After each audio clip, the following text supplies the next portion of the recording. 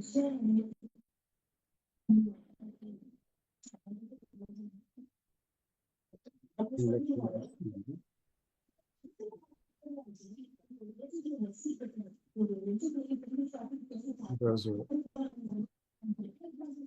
8వ తేదీ ఆదివారం, మార్చి నెల 2025 సంవత్సరం.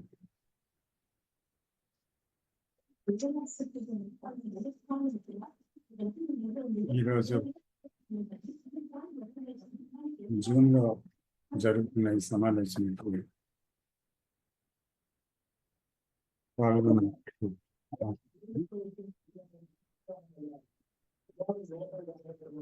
మనందరం ఈరోజు ఒక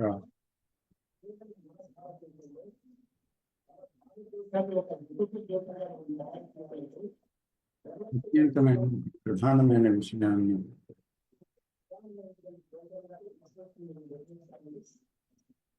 చూడబోతున్నాము, చర్చించబోతున్నాము.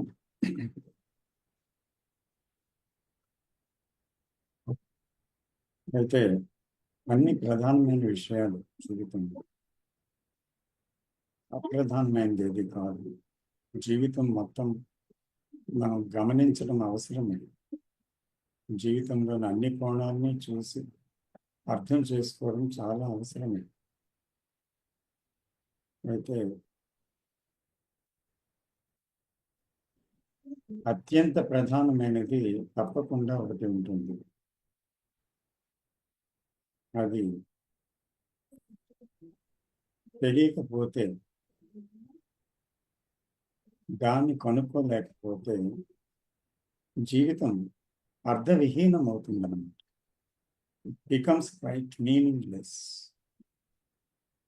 తర్వాత స్ట్రగిల్స్ అనే ఫైర్ అంటే చాలా ఘర్షణాత్మకం, దుఃఖాత్మకం, భయాత్మకం అవుతుంది తప్పనిసరిగా. సో అందుకని మూలమైన ఒక విషయాన్ని తన జీవితంలో మనిషి కనుక్కోలేకపోతే అతని జీవితం వృధా కూడా. తర్వాత మొత్తం ప్రపంచంలో ఉండేటువంటి దుఃఖానికి అతను చందా ఇస్తున్నాడు. అంటే మీరు నేను అందరమే బాధ్యులం ప్రపంచంలో దుఃఖం కలగడానికి. ప్రతి ఒక్కరూ బాధ్యులు, ప్రతి మనిషి కూడా. ఎందుకంటే మనిషే సమాజం, సమాజమే వ్యక్తి. సమాజం నుంచి వ్యక్తి వేరే కాదు, వ్యక్తి నుంచి సమాజం వేరు కాదు. వ్యక్తుల సమూహమే సమాజం. కాబట్టి వ్యక్తిలో పూర్ణ పరివర్తన వచ్చి ఆ సత్యం ఏంటో కనుక్కోలేకపోతే నిజంగా అత్యంత గొప్ప విషయమైన మనస్సుకి ఆలోచనకి అందనటువంటి ఒక ప్రేమ తత్వం ఉంది. అది ఆలోచన చేత నిర్వచించబడదు, విశ్లేషించబడదు, మనసు దాన్ని గ్రహించలేదు. అటువంటి ఒక తత్వము మనలో అంతర్గతంగా ఉన్నప్పటికీ దాన్ని గ్రహించలేని స్థితిలో ప్రతి మనిషి ఉన్నాడు. కాబట్టి లోకములో ఇన్ని ఘోరాతి ఘోరమైన విషయాలు జరుగుతున్నాయి మన కళ్ళ ఎదుటే. మన కుటుంబాల్లోని, ఇరుగు పొరుగు వాళ్ళలోని, సమాజం మొత్తం మీద, దేశ విదేశాల్లో ఇటువంటి కోట్లాది ప్రజల్లో కూడా ఇదే జరుగుతుంది, యుద్ధాలతో సహితం. ఇదంతటికి కారణం ఒకే ఒక మూలమైన విషయాన్ని కనుక్కోలేదు గనక ఇవన్నీ జరుగుతున్నాయి. అది ఏంటి అసలు, ఆ మూలమైన విషయం ఏంటి అని ఎవరు ప్రశ్నించటం లేదన్నమాట. యాక్చువల్గా అంటే మోస్ట్ ఆఫ్ ది పీపుల్, ప్రజానీకంలో దాదాపు ఆ, 1% కూడా అని చెప్పలేము. చాలా తక్కువ మంది ప్రశ్నిస్తున్నారండి. చాలా చాలా తక్కువ మంది. సో అందువల్ల ఏమైందంటే ఈ సమాజంలో ఆ ఎంక్వైరీ లేకపోవడం వల్ల, అది అవసరమని అనిపించకపోవడం వల్ల అయిపోయిన మనిషి జీవితాన్ని సరిపెట్టుకుంటూ సమర్థించుకుంటూ ఎన్నో సంస్కరణలు తెస్తూ ఎన్నెన్నో ఒక సత్కార్యం అని పిలువబడే కార్యాలను చేస్తూ ఒక ధర్మ ప్రవృత్తి కలిగినటువంటి జీవితం జీవించడమే చాలా ఉన్నతమైనది అనుకొని ఆ జీవితంలో ఉంటూ నిజంగా ధర్మం ఏంటో, నిజంగా పరమధర్మం ఏంటో, పరమసత్యం ఏంటో, పరమ ప్రేమ ఏంటో మనిషి కనుక్కోలేనటువంటి ఒక దుస్థితి ఈరోజు నెలకొని ఉంది కదా. ఇది మనం అందరం చూస్తున్నాం. బికాస్ మనం ఎన్నోసార్లు జ్ఞానజ్యోతిలో కలుస్తున్నాము, ఎన్నోసార్లు అనేక విషయాలు చర్చిస్తున్నాం, ఎన్నో విషయాల్ని పఠించాము, మళ్ళీ ఆచరణలో పెడుతున్నాం. కాబట్టి బాధ్యతాయుతమైన కొంతమంది వ్యక్తులుగా మనము ఈ విషయాన్ని చర్చించబోతున్నాం అన్నమాట. ఎందుకంటే ప్రేమలో ఆ బాధ్యత ఉంది, తప్పకుండా ఉంది. కాబట్టి ఇక్కడ మనం సమావేశం అవుతున్నాం. ఎందుకని ఇది సాధారణమైన ఒక చర్చనీయాంశంగా పెట్టుకొని చేసే ఒక డిబేట్ కాదు కదా, అది మనందరికీ తెలుసు. సో కాబట్టి ఇక్కడ మనం చేస్తున్నది కేవలం ఒక డిస్కషను, ఒక చర్చనీయాంశము, లేదా అంటే దాని గురించి విశ్లేషణాత్మకమైన ఒక తెలివిగా మాట్లాడే ఒక విషయము కాదు, తప్పకుండా కాదు.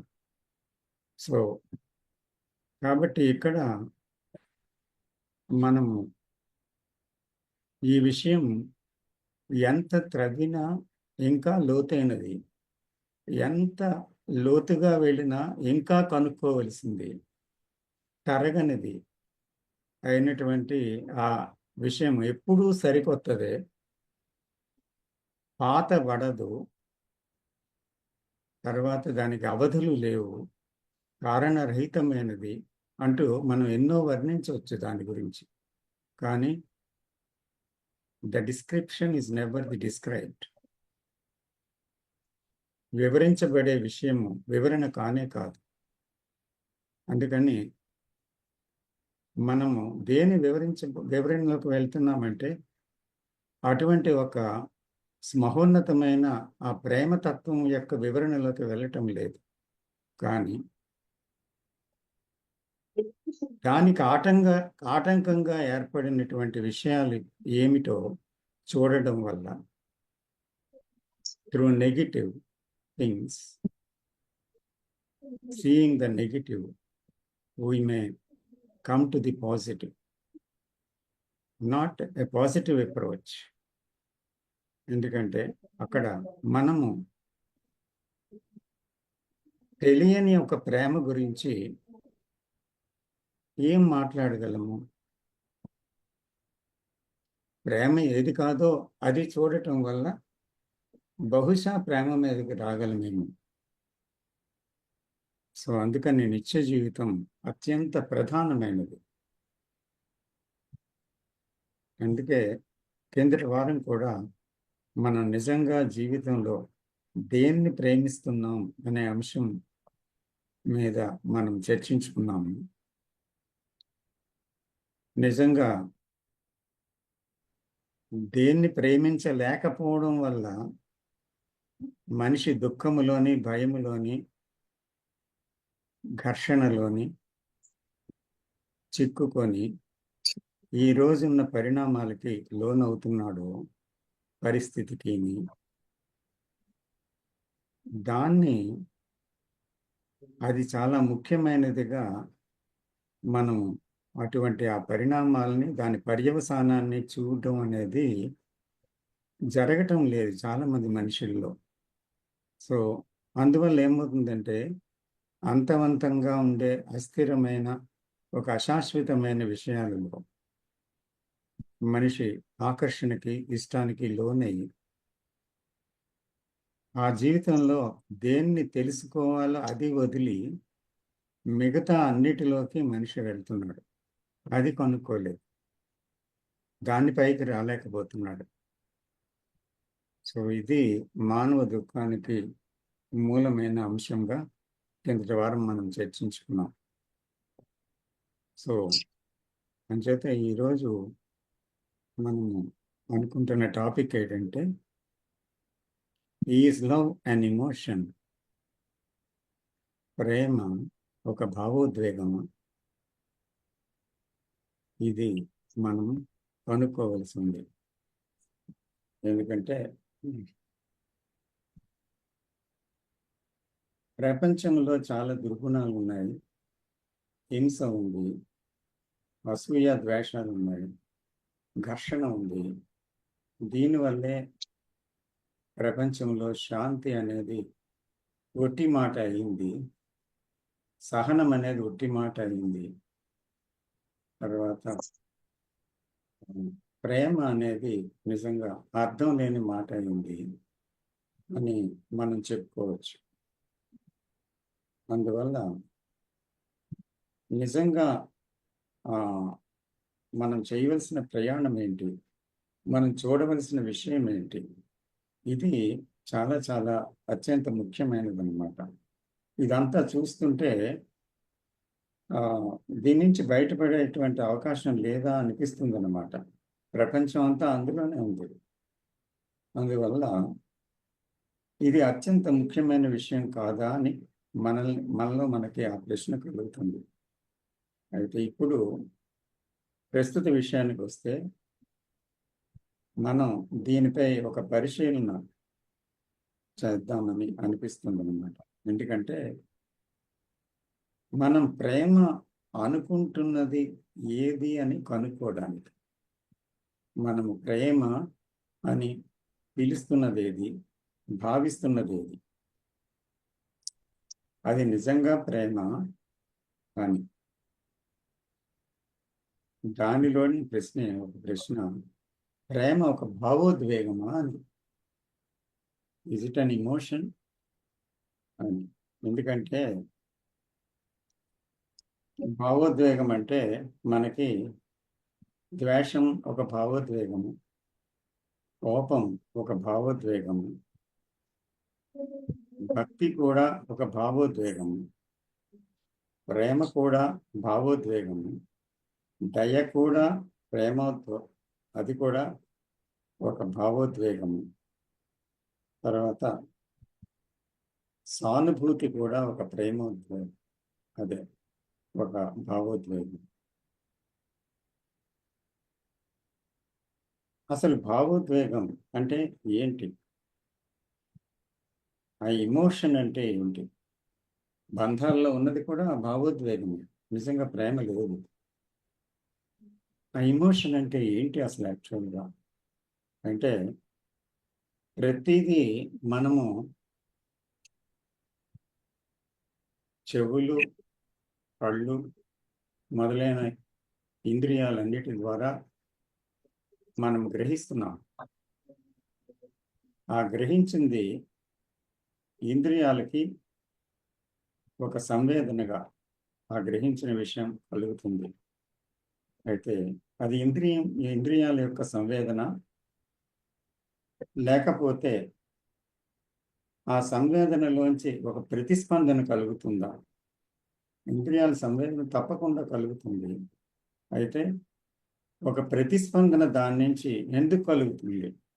ఎందుకంటే అది ఆ సంవేదన కలగడంలో ఆశ్చర్యమేమి లేదు. ఒక ఇంద్రియ సంవేదన కలుగుతుంది, ప్రతి ఒక్కరికి కలుగుతుంది. అయితే అంటే ఒక శరీరం మీద కాలితే బాధ తెలుస్తుంది, ఐసుగడ్డ పెడితే జివ్వుమని లాగడం తెలుస్తుంది. అలాగే కళ్ళు దేన్నైనా చూసినప్పుడు ఒక బాధాకరమైన దృశ్యం చూస్తే ఒక సంవేదన కలుగుతుంది. అలాగే ఆహ్లాదకరమైన విషయం చూస్తే ఒక సంవేదన కలుగుతుంది. అలాగే చెవుల నుంచి వచ్చినది కూడా అలాగే కలుగుతుంది. అలాగే ప్రతి ఇంద్రియం అంతే. సో ఈ ఇంద్రియాలు చేరవేసే ఆ ఇన్ఫర్మేషన్ లేదా ఆ సంవేదన ఎక్కడికి చేరవేస్తుంది అంటే మెదడుకి. మెదడులో ఉన్నది ఏంటి అంటే అనుభవాల యొక్క జ్ఞానం. సో కాబట్టి అక్కడ ఇష్టం, అయిష్టం, మంచిది, చెడ్డది, అందమైనది, అందవికారమైనది, ఘోరమైనది, సాధారణమైనది, ఇలా 2 రకాలుగా దాన్ని విభజించడం జరుగుతుంది. ఆ డ్యుయాలిటీ, ఆ ద్వంద్వము 2 విధాలుగా, 2 విధానం, 2 జరుగుతాయి. అంటే ఒకదాన్ని ఇష్టంగా చూడగలం, ఒకదాన్ని అయిష్టపడతాం. ఇది కావాలంటాం, ఒకటి వద్దంటాం. ఒకదానికి సమ్మోహితులమవుతాం, ఒకదానికి దూరంగా జరిగి వెళ్ళిపోతాం. సో ఇది ఈ ప్రాసెస్ ఏంటి? మైండ్లో ఉండేటువంటి జ్ఞానము ఇలా విడదీస్తుంది. అలాగే అందరిలోని ఒకలా కాదు. మళ్ళీ కొంతమంది వారికి ఉండే అనుభవాల్ని బట్టి నాకు ఇష్టమైనది ఇంకొకరికి ఇష్టం కాకపోవచ్చు. అలాగే నాకు మంచిది అనిపించేది ఇతరులకి అంత రుచించకపోవచ్చు. లేదా మీకు మంచిది అనిపించేది మరొకరికి మంచిది కాకపోవచ్చు. అంచేత ఇలా భిన్నాభిప్రాయాలు ఉన్న మంచి చెడు అనేవి మాత్రం విశ్లేషణ ఉంది. ఆ రెండింటికి మధ్య ఒక దూరం మనిషి మానవ అనుభవాలతో, తన అనుభవాలతో, బ్యాక్గ్రౌండ్తో దూరంగా దాన్ని 2 విధాలైన విషయాలుగా విభజించటం జరిగింది. దీన్నే ఏమంటున్నామంటే రియాక్షన్ లేక ప్రతిస్పందన. ఇది ఒకటి మనం చూడాలి. అంచేత ఇంకో విషయానికి కొంచెం ఇంకా లోతుకి వెళ్తే కొంతమందికి ఏమంటే ప్రేమ, దయ, సానుభూతి ఇలాంటి విషయాలన్నీ ఒక పాజిటివ్ విషయాలుగా, అంటే సానుకూలమైనదిగా భావిస్తారు. అయితే ఎప్పుడైతే సానుకూలమైన విషయాలుగా భావిస్తున్నారో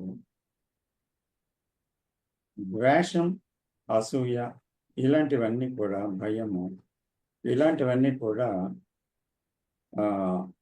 ప్రతికూలమైన విషయాలుగా, అంటే నెగిటివ్ విషయాలుగా భావన ఒకటి ఉంది. అంచేత పాజిటివ్, నెగిటివ్. అంచేత నెగిటివ్ విషయాల్ని చింతించడం వల్ల మనిషి చాలా పాడైపోతున్నాడు, ఘర్షణలో పడుతున్నాడు, సుగుణాన్ని కోల్పోయి దుర్గుణాల్లోనే అతను జీవించవలసి వస్తుంది. కాబట్టి దాని స్థానంలో సుగుణాన్ని మనం దాని గురించే ఆలోచించాలి. సుగుణాన్నే మనం ప్రాక్టీస్ చేయాలి. సుగుణాన్నే మనం అభ్యసించాలి లేదా అలవాటు చేసుకోవాలి అంటూ సుగుణాభ్యాసం మొదలు పెడతారు. కానీ దుర్గుణాలు పోకుండా నిజంగా సుగుణం అనేది సంభవించగలుగుతుందా? ఇది నిజమైన ప్రశ్న. అందుకే మనిషి ఎంతో సాఫిస్టికేటెడ్గా, ఎంతో సుగుణవంతుడుగా తన వేషధారణలో, భాషలో, మళ్ళీ పైకి కనిపించే ప్రవర్తనలో కనిపిస్తున్నా లోపల క్రూరాత్ముడుగా ఉన్నాడు. అతనిలో వైలెన్స్ ఉంది, మళ్ళీ అతనిలో నెగిటివ్ ఫీలింగ్స్ అన్నీ ఉన్నాయి. ఆ భయం ఉంది, క్రోధం ఉంది, అన్నీ ఉంది. కానీ బయటికి అది కనబడనివ్వలేదు. అలాగే ఈరోజు ఒకరు నాతో ఫోన్లో మాట్లాడుతూ ఒక విషయం చెప్పారండి. చాలా కాలం బట్టి నేను కొన్ని గ్రంథాలు చదివాను, కొందరు చెప్పింది విన్నాను. అయితే దాంట్లో ఒక మనిషి దేని గురించి ఎక్కువ ఆలోచిస్తాడో అదే తాను అవుతాడు అంటారు. కాబట్టి ఉదయం లేచిన దగ్గర నుంచి నా సాధన, నా ధ్యానంలో భాగంగా నేను మంచివాడిని, నేను మంచివాడిని, నేను మంచివాడిని, నేను ప్రేమతత్వాన్ని, నేను ప్రేమతత్వాన్ని, నేను ప్రేమతత్వాన్ని అని ఇలాగ నేను కొన్ని సుగుణాలని జపిస్తూ ఉన్నాను, ఫీల్ అవ్వడానికి ప్రయత్నిస్తున్నాను. అయితే నాలో సంవత్సరాలైనా మార్పు ఎందుకు రాలేదు? ఇది అనిపిస్తుంది. అంటే ప్రేమ ప్రయత్నిస్తే వచ్చేదా? ప్రాక్టీస్ చేస్తే వచ్చేదా? ఒక తెలియనిది సుగుణం, తెలియనిదే సుగుణం. తెలిసిన దుర్గుణము తెలియని దాన్ని సృష్టించుకుంది. ద్వేషము ప్రేమని కలిగి ఉండాలి అంటుంది, కానీ ద్వేషం యొక్క వ్యతిరేక పదం ప్రేమ కాదు. వ్యతిరేకమైనది ప్రేమ కాదు. వ్యతిరేకమైన పదం కావచ్చు, కానీ వ్యతిరేకమైనది ప్రేమ కాదు. ద్వేషం పోతేనే ప్రేమ ఉంది, కోపం పోతేనే శాంతి ఉంది, అలాగే భయం పోతేనే ధైర్యం ఉంది. కానీ ధైర్యాన్ని తెచ్చుకోవడం ఏంటి? ప్రేమను ప్రాక్టీస్ చేయటం ఏంటి? తెలియని దాన్ని ఒకరు ఎలా ప్రాక్టీస్ చేస్తారు? ప్రాక్టీస్ చేయడం అనేది ఉంటుందా? తెలియంది అంచేత అది ఎంత తల్లకిందుల విషయము మనకి అర్థమవుతుంది అనమాట. అంచేత వ్యతిరేక పదాలు పట్టుకొని దాన్ని మనం ప్రేమ అనుకుంటున్నామా?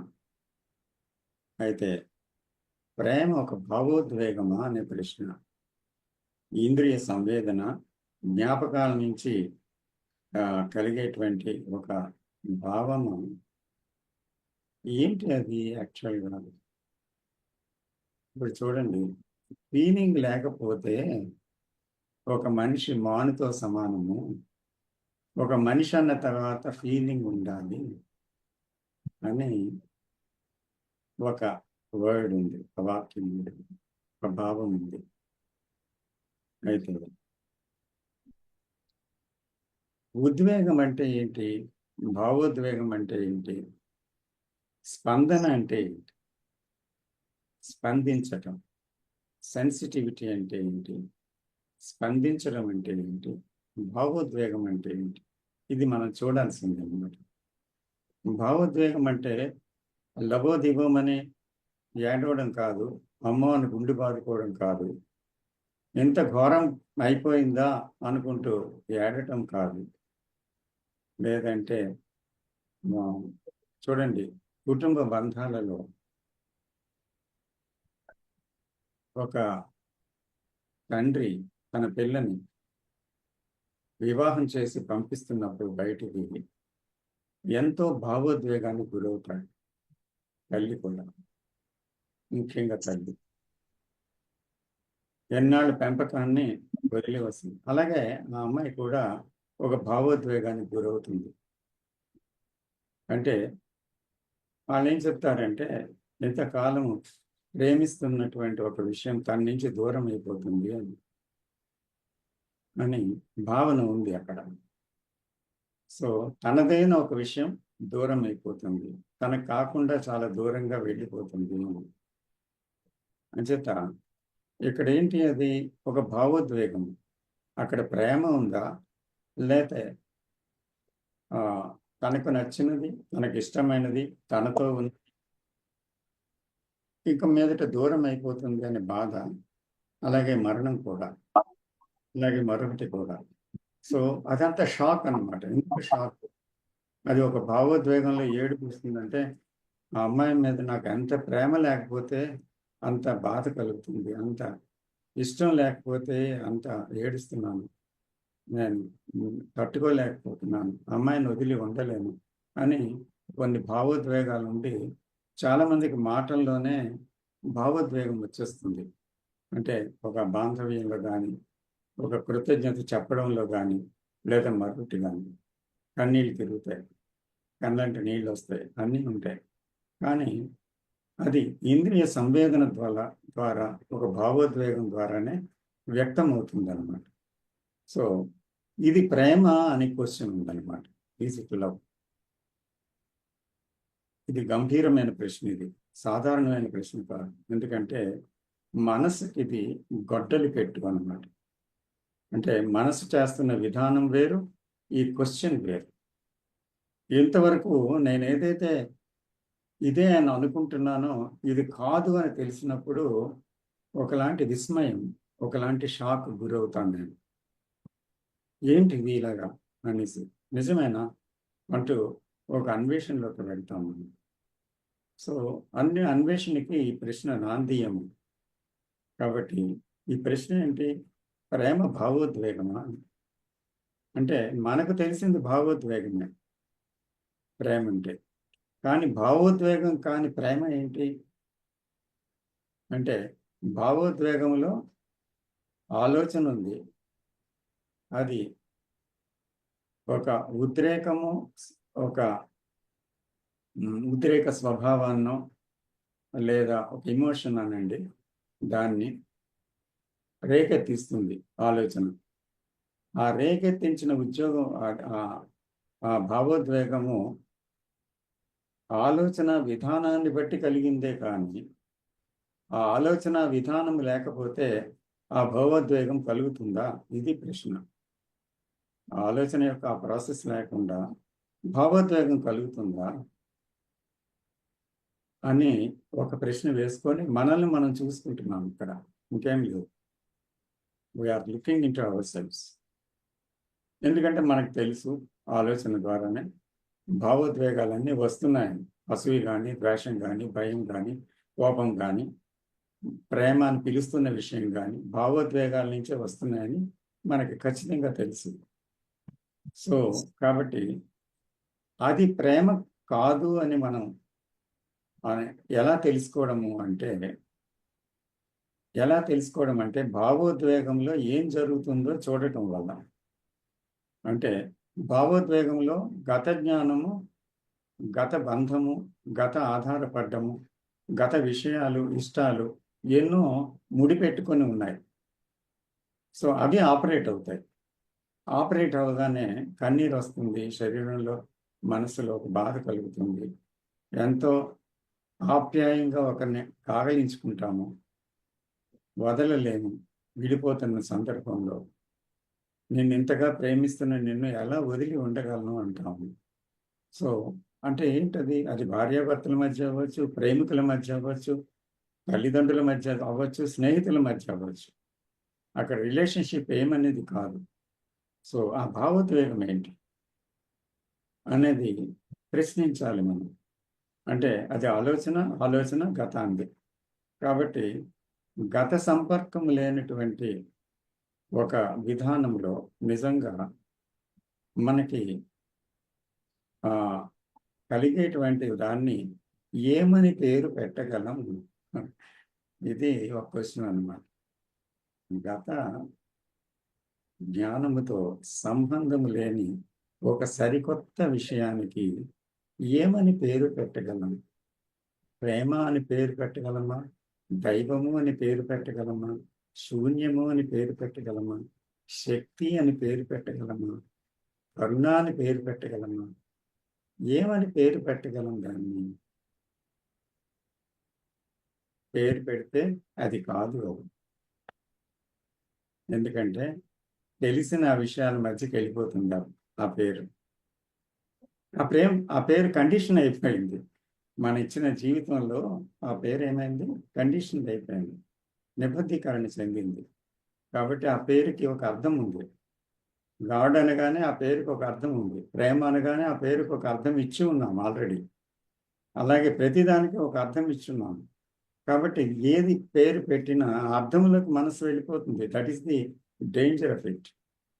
సో కాబట్టి ప్రేమ అనేటువంటిది కలుగుతున్నప్పుడు నేను ప్రేమిస్తున్నానని ఒకవేళ ఎవరైనా అనుకుంటే తప్పక అది ప్రేమ కానే కాదండి కదా.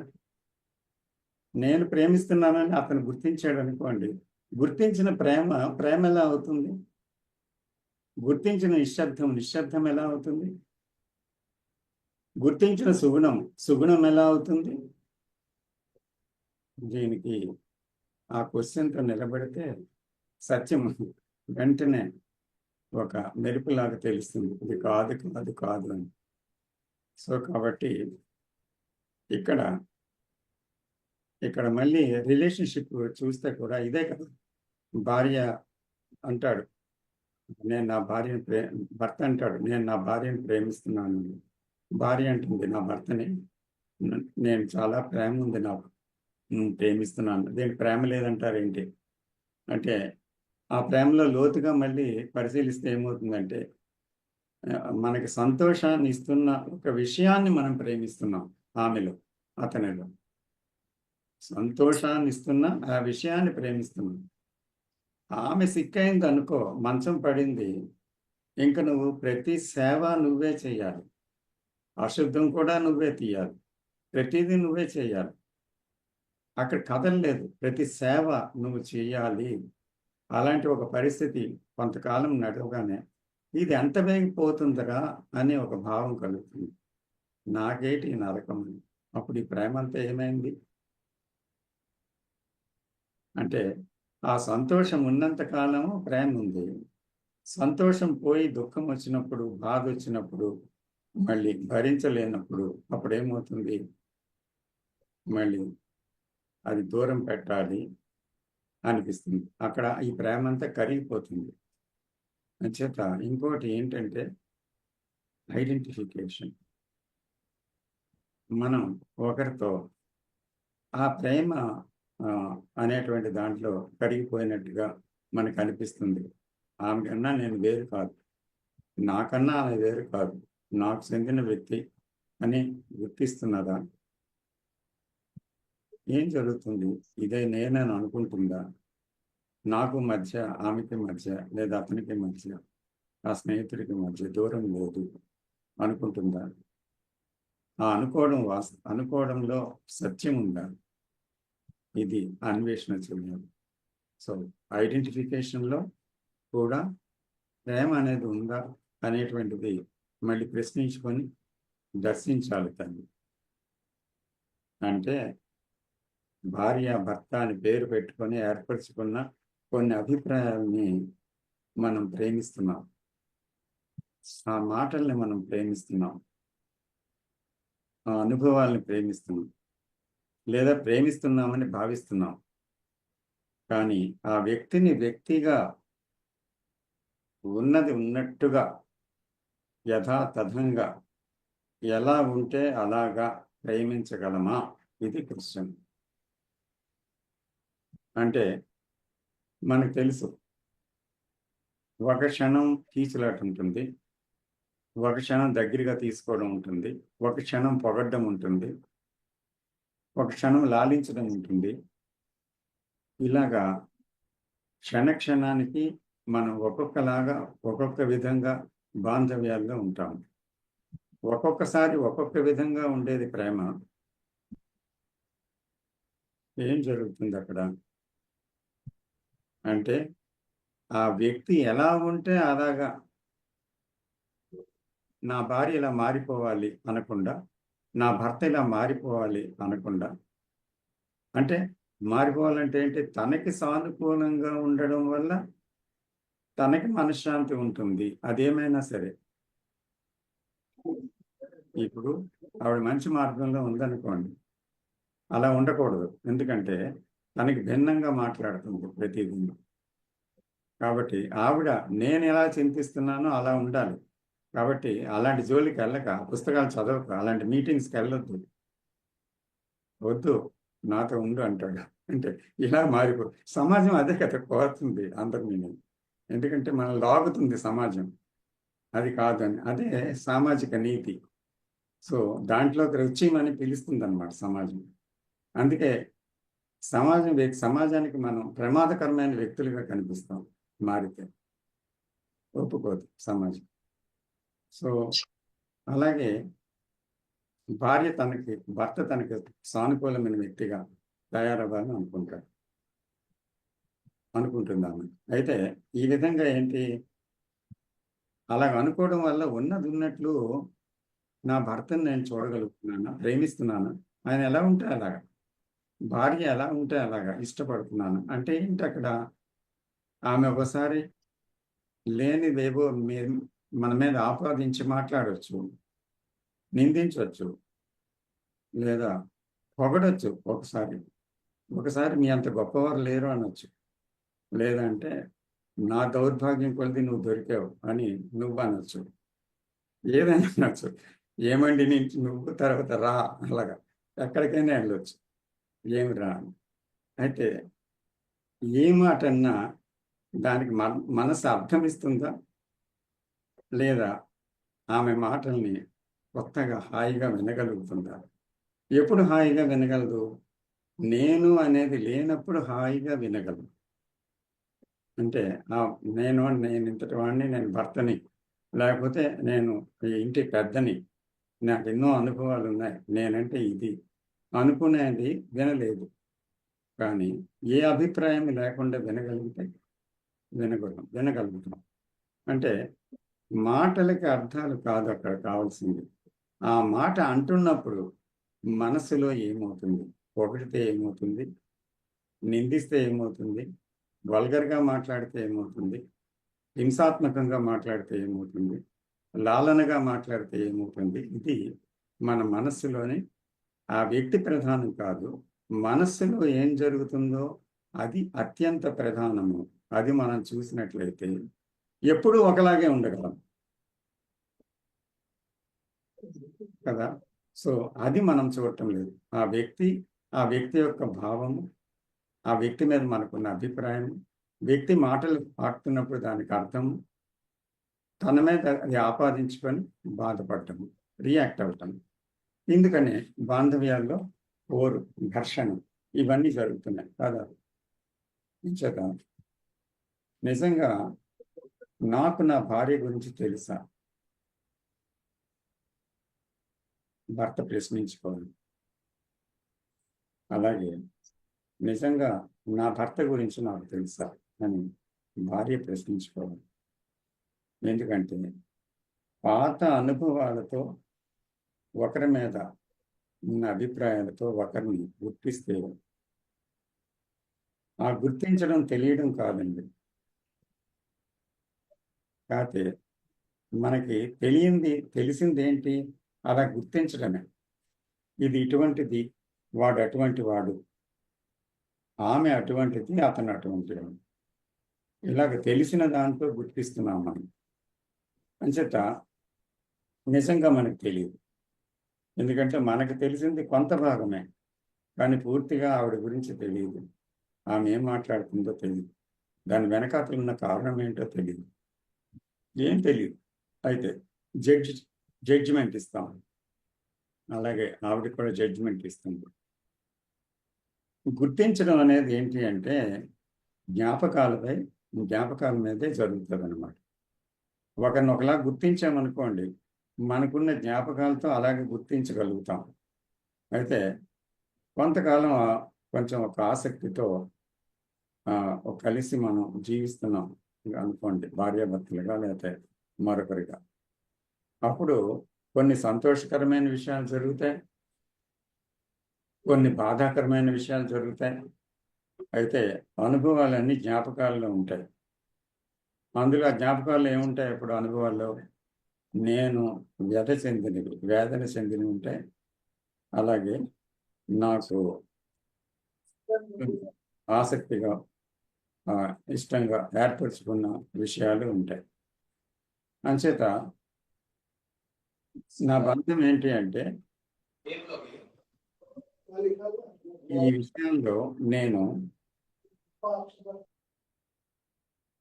విషయాల్లో నేను ఆసక్తి ఏర్పరచుకున్న ఒక బంధం ఏదైతే ఉందో, లేదా అంటే ఇష్టపడని బంధం అక్కడక్కడ జరుగుతూ ఉంటే ఏదైతే అది ఉందో, ఇవన్నిటితోనే ఆ వ్యక్తిని చూస్తున్నాము.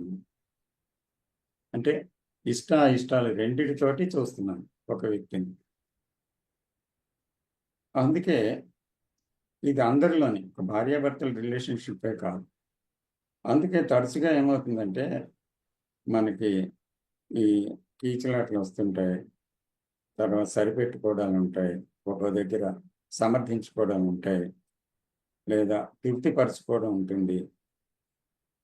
ఎలాగో ఒకలాగా ఆమెను కూల్ చేయకపోతే తర్వాత నాకు సరైన తిండి కానీ నా అవసరాలు తీర్చడం కానీ ఉండదు. కాబట్టి కూల్ చేయాలి. కాబట్టి ఏం కావాలి, అవన్నీ చేయాలి. ఇలాగా మనకన్నీ తెలుసు. అంచేత ఈ అవసరాలు తీర్చుకోవడం కోసం ఏదో ఒకటి చేస్తాం.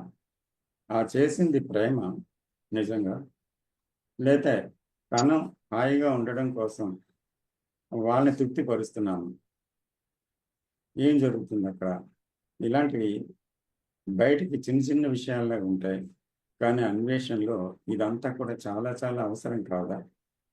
అంచేత ఈ భయం కానీ, దుఃఖం కానీ, లేదా ఒంటరితనం కానీ ఉన్నప్పుడు, నిస్పృహ ఇలాంటివి ఉన్నప్పుడు ఇవి ఉంటే నేను ఎలా ప్రేమించగలను అనేది కూడా ఒక ప్రశ్న అన్నమాట. ఒక భయంతో ఉన్న వ్యక్తి నిజంగా ప్రేమను ఎలా కనుక్కోగలడు? దుఃఖంతో బాధపడుతూ ఉన్నటువంటి సతమతమవుతున్న వ్యక్తి ఎలా కనుక్కుంటాడు? కాబట్టి ఆశాపాశాల్లో చిక్కుకున్న వారు కూడా ఎలా ప్రేమించగలుగుతారు? అది మెకానికల్ లైఫ్ అయిపోతుంది. చుట్టూ ఆలోచనలు, చుట్టూ గమ్యాలు, చుట్టూ ప్రయత్నాలు, దాన్ని సాధించడాలు, వీటిలో ఒక యాంత్రిక జీవనం గడుపుతున్న వాళ్ళు ఎంతోమంది కదా ప్రపంచంలో. సో మనందరం తీవ్రమైన ఒక ఆశతో జీవిస్తున్నామా? అక్కడ అంబిషన్ ఒక మెయిన్ ప్రిన్సిపల్గా అందరిలోనే ఉందా సెల్ఫ్లో? సో ఆ అంబిషన్ ఎందుకు అలాగా అంబిషన్ వెంట పడుతూనే ఉంది. అంబిషన్ తాలూకా నేచర్ ఏంటి? అది సెల్ఫ్లో ఒక భాగమా? సెల్ఫ్ అదా? ఏంటి అది? కాబట్టి నిజంగా ప్రేమ అంటే ఏంటో తెలుసుకోవడం ఎప్పుడు జరుగుతుందంటే మనం గతానికి మరణించినప్పుడు. when you die to the past, అంటే మంచివి చెడ్డవి అనే రెండును, మనసులో ఉండే రెండు భావోద్వేగాలని ప్రయత్నరహితంగా మనం వదులుకోగలిగినప్పుడు, రెండును మంచివి అనేవి పిలిచేవి, చెడ్డవి అని పిలిచేవి, రెండు భావోద్వేగాల్ని వదులుకోగలిగితే అప్పుడు ప్రయత్నరహితంగా జీవించడానికి వీలుందన్నమాట. ఎందుకంటే ప్రయత్నం అనేది నేను నుంచే పుట్టింది. నేను సాధించాలి, నేను అది పొందాలి, నేను ఇది పొందాలి, యాంబిషన్తో మనం వెళ్తూనే ఉంటాం. సో యాంబిషన్ ఉన్న దగ్గర ప్రేమ ఎలా ఉంటుంది? It is highly impossible.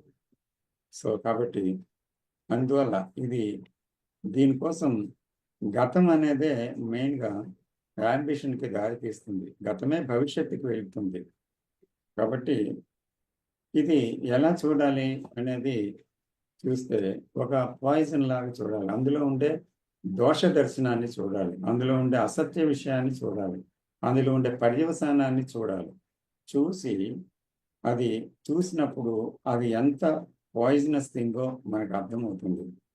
So అది దాని అవగాహన కలిగితేనే కానీ ఎలా విసర్జించగలం?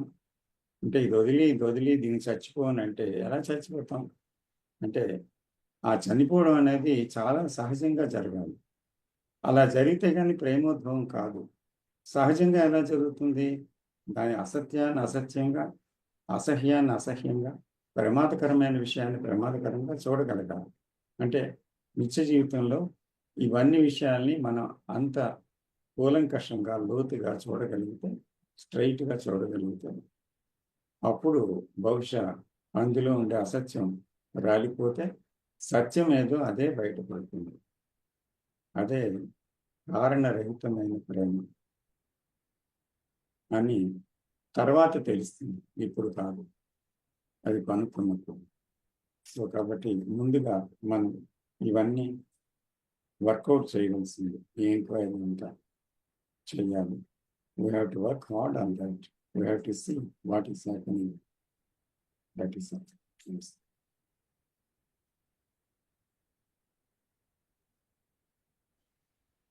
Thank you, sir. Thank you.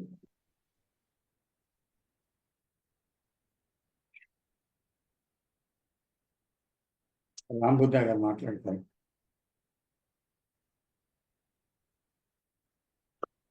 Sir నమస్తే సార్ అందరికి. మీరు హెడ్డింగ్ ఒక చిన్న లైన్ పెట్టి చాలా కాంప్లెక్స్ టాపిక్ ని తీసుకొచ్చారు. ఈజ్ లవ్ ఎమోషన్, ఎందుకంటే అది ఇమీడియట్ గా నా అటెన్షన్ క్యాప్చర్ చేసింది. ఎందుకంటే మనం ఇది ఆల్రెడీ మీరు చాలా నీట్ గా చాలా డీప్ గా ఎక్స్ప్లెయిన్ చేశారు. నేను ఎక్కడ స్టార్ట్ చేశానంటే love emotion. First of all ఏంటంటే మనకి ఈ టాపిక్ అర్థం అవడానికి 2 విషయాలు అర్థం అవ్వాలి. జేకే చెప్పిన ఎక్స్ప్లెనేషన్ ద్వారా లవ్ అంటే ప్రేమ, ఎమోషన్ అంటే భావోద్వేగం. దీ టాపిక్ మీద రీసెర్చ్ చేస్తున్నప్పుడు గూగుల్లో నాకు there are 87 emotions identified by the scientists. 87, not 1 or 2, 87.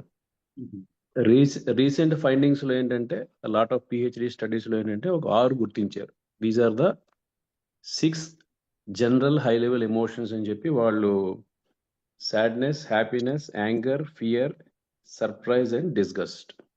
ఇవన్నీ ఆల్రెడీ మీరు చెప్పిన ఎక్స్ప్లెనేషన్ లో ఈ 6 పదాలు నాకు తగిలాయి. సో డిఫరెన్సెస్ చూసినప్పుడు ఏంటంటే, అంటే అందరికీ అర్థం అవడానికి ఈ టాపిక్ ఏంటంటే మీరు ఆల్రెడీ లాస్ట్లో చెప్పారు మీ హోంవర్క్ మీరు చేయాలని. ఎందుకంటే ఈ టాపిక్స్ ఏంటంటే అంత ఈజీగా 1 అవర్ 2 అవర్స్లో అర్థమయ్యే టాపిక్స్ కాదు. పేరు లేని ప్రేమతత్వం అని మీరు ఒక మాట చెప్పారు. అది మనకి పేరు పెట్టామంటే ఆటోమేటిక్గా ఉన్న వర్డ్తో మ్యాచ్ అవుతుంది. That again leads to your understanding. నాకేంటంటే ప్రేమ అంటే ఇంత తెలిసి ఉండొచ్చు, మీకు పెద్దగా అర్థం అయి ఉండకపోవచ్చు. సో దానివల్ల ఏంటంటే ఈ టాపిక్ మనకు అర్థం అవ్వాలంటే మనం కొంచెం హోంవర్క్ చేయవలసిన అవసరం అయితే ఉంది సార్, గ్యారంటీగా. సో ఇక్కడ డిఫరెన్స్ ఏంటంటే జనరల్ యూసేజ్ వర్డ్లో 3 వర్డ్స్ మనకు వస్తూ ఉంటాయి. ఏంటి? Emotions, feelings and moods. ఈ వర్డ్స్కి డిఫరెన్సెస్ ఏంటంటే చాలా మందికి సటిల్ డిఫరెన్సెస్ తెలియదు. ఒకటేమో భావోద్వేగం, రెండోది అనుభూతి, మూడోదేమో మానసిక స్థితి. చూడడానికి వినడానికి అన్నీ ఒకేలా ఉన్నా కానీ దాని వెనకాల చాలా డిఫరెన్స్లు అయితే ఉన్నాయి. ఎందుకంటే మీకు భావోద్వేగం అనేదే మొదట వస్తుంది మనకి, దాని తర్వాత ఫీలింగ్స్, దాని తర్వాత అనుభూతి. చాలా చాలా ఎగ్జాంపుల్స్ ఉన్నాయి. మీరు ఆల్రెడీ ఇందాకలా వైఫ్ హస్బెండ్ ఎగ్జాంపుల్లో చెప్పారు, అది తీసుకోవచ్చు. లేకపోతే మనం ఎగ్జామ్ రాస్తున్న ఒక స్టూడెంట్ ఎగ్జాంపుల్ కూడా తీసుకోవచ్చు. అంటే ఎమోషనల్గా వాడికి ఏముంటుందంటే ఎగ్జామ్ ఏమవుద్దో, ఫస్ట్ ర్యాంక్ వస్తుందా రాదా, వచ్చిన తర్వాత వాడు ఎలా ఫీల్ అవుతాడు. So there are some complex examples. తర్వాత ఏంటంటే మీకు మైండ్ గురించి కూడా చెప్పారు. Most of the emotions are scientifically related to the brain. బ్రెయిన్లో ఏంటంటే మనకి కొన్ని పార్ట్స్, ఈ నియోకోర్టెక్స్ అనే ఏరియాలో అమిగ్దలా అని చెప్పి ఒక ఏరియా ఉంటుంది. That is the main filter for emotions. That one also I looked at some of the reports. So overall మీరు చాలా బాగా ఎక్స్ప్లెయిన్ చేశారు. సో కొత్తగా యాడ్ చేయడానికి ఏం లేదు. But if anybody is interested, ఎవరికైనా ఈ టాపిక్ కొంచెం డీప్గా వెళ్ళాలంటే, అంటే భావోద్వేగానికి, అనుభూతికి, మానసిక స్థితికి ఉన్న డిఫరెన్స్ ఏంటి, ఓపెన్ మైండ్ చూడాలి. మనకు ఆల్రెడీ తెలిసిందంతా చూస్తే ఈ సబ్జెక్ట్ మనకు అర్థం కాదు. మనకు తెలిసింది ఏంటంటే మనకు ఆల్రెడీ ఒక వర్డ్ ఉందంటే దానికి ఒక అభిప్రాయం ఉంటుంది. ఇది ప్రేమ అంటే ఇది, ద్వేషం అంటే ఇది అని. సో జేకే చెప్పింది ఏంటంటే, ఆల్రెడీ ఒక 4-5 టాక్స్లో నేను అబ్జర్వ్ చేసింది ఏంటంటే, మీరు ఆల్రెడీ చెప్పారు, నెగేట్ చేయాలి. ఏది ప్రేమ కాదు, ఇది ప్రేమ కాదు, అది ప్రేమ కాదు, ఇది ప్రేమ కాదు. అలా డ్రాప్ చేసుకున్నప్పుడు వెళ్ళినప్పుడు ఏంటంటే ఒక్కోసారి అంటే మనం 10 డ్రాప్ చేయాలి, ఫైనల్గా మిగిలిందే ప్రేమ. అది. ఇంకోటి నాకు నచ్చింది ఏంటంటే సార్, జేకేలో 2 words. Love is number 1 total attention, love is responsibility. మీరు ఇందాక చెప్పిన వైఫ్ అనారోగ్యం సిచ్యువేషన్లో మనకు అన్ని మంచి జరుగుతున్నప్పుడు ఆవిడ చేసేది ప్రేమ కాదు, బాధ్యత. కంప్లీట్ టోటల్ బాధ్యతలోనే, టోటల్ అటెన్షన్లోనే ప్రేమ ఉంది. ఆవిడ చేసినా చేయకపోయినా నేను ఆవిడ్ని ప్రేమిస్తాను అని మన యాక్షన్లో చూపించినప్పుడే అది ప్రేమ. దానికి ఏదైనా పేరు పెట్టుకోండి. You can call love, you can call kindness, you can call godliness, all those things. అంతే సార్, కొత్తగా యాడ్ చేయడానికి ఏం లేదు. సో చాలా బాగా కవర్ చేస్తారు sir. Thank you very much. ధన్యవాదాలు. థ్యాంక్స్. సో ఇంకా ఆవిడ మాట్లాడతారు. సార్ నేను మాట్లాడొచ్చండి? సాయి తేజ గారు ప్లీజ్. నమస్తే సార్. సార్ మీరు చాలా చక్కగా వర్ణించారండి. ఏది ప్రేమ కాదు అని. నేను కూడా ఒక 2 విషయాల గురించి అంటే 2 ఎగ్జాంపుల్స్‌తో మాట్లాడదాం అనుకుంటున్నానండి. ఇది మనం ప్రకృతిలో గమనించవచ్చనమాట. ఓహ్! మొదటిదొచ్చి మా సాధారణమైన బాంధవ్యాల్లో ఉండే ప్రేమ.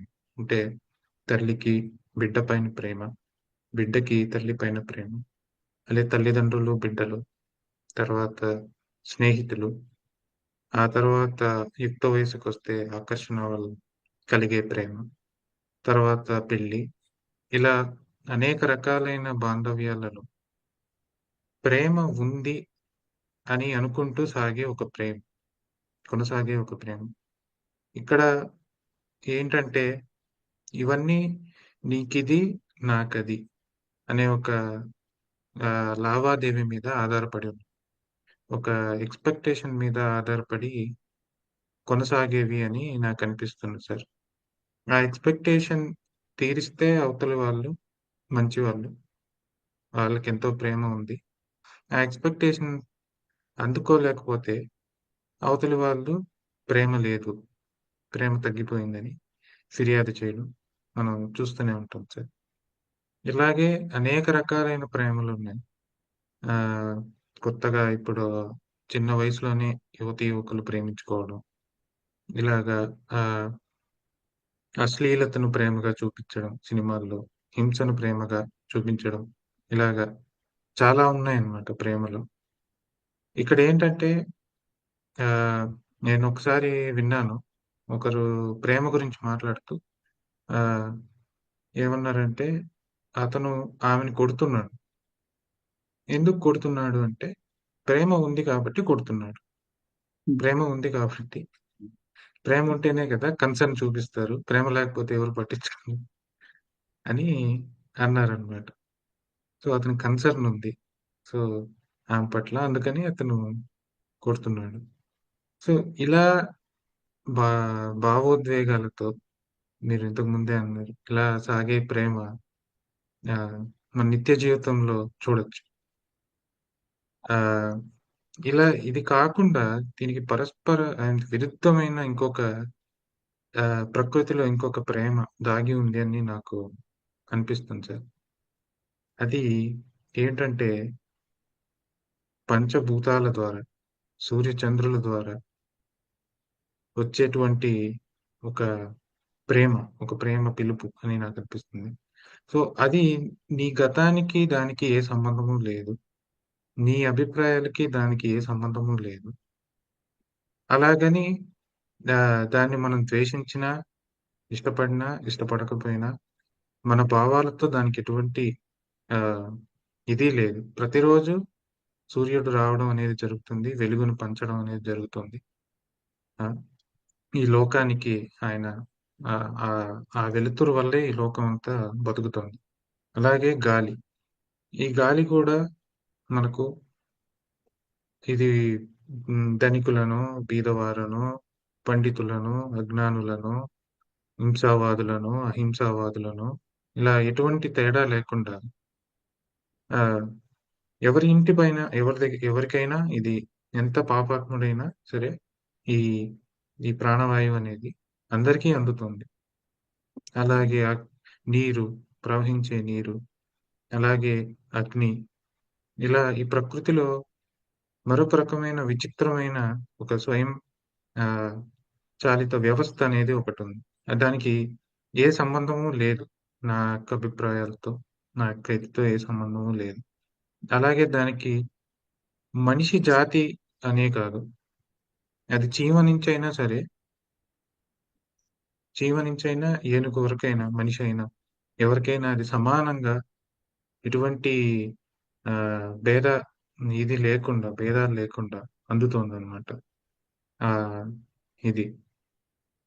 ఆ విధంగా చూసుకుంటే ఈరోజు ఒక చీమకైనా ఆహారం, ఒక కప్పకైనా, ఒక ఉడతకైనా ఆహారం అనేది ఆ సృష్టి అందిస్తూ ఉన్నదనమాట.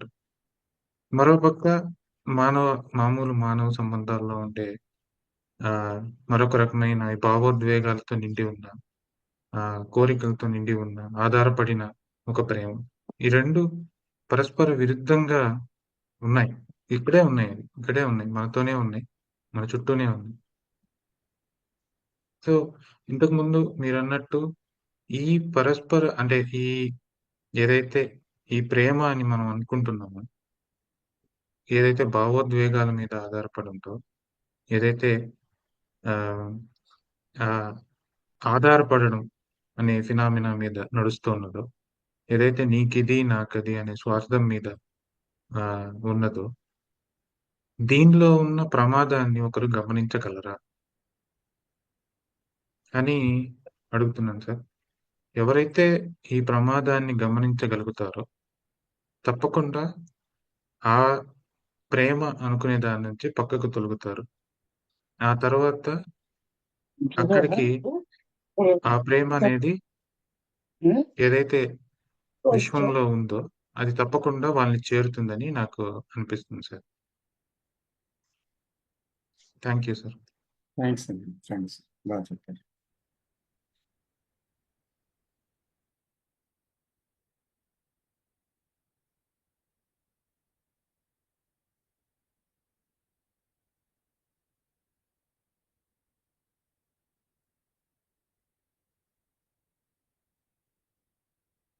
ఇంకెవరు మాట్లాడతారు? శివ గారు?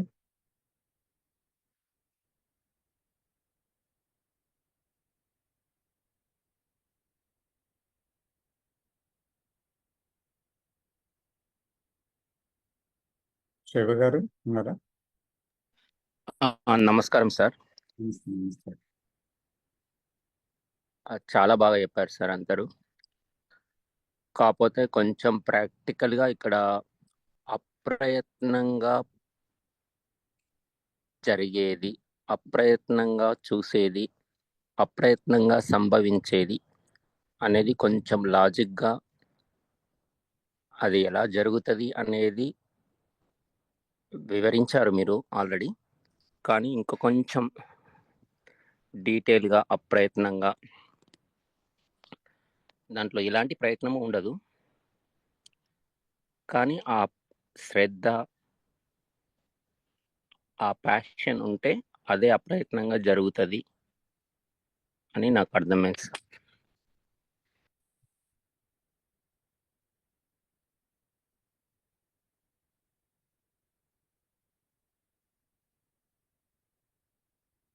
అక్షర గారు?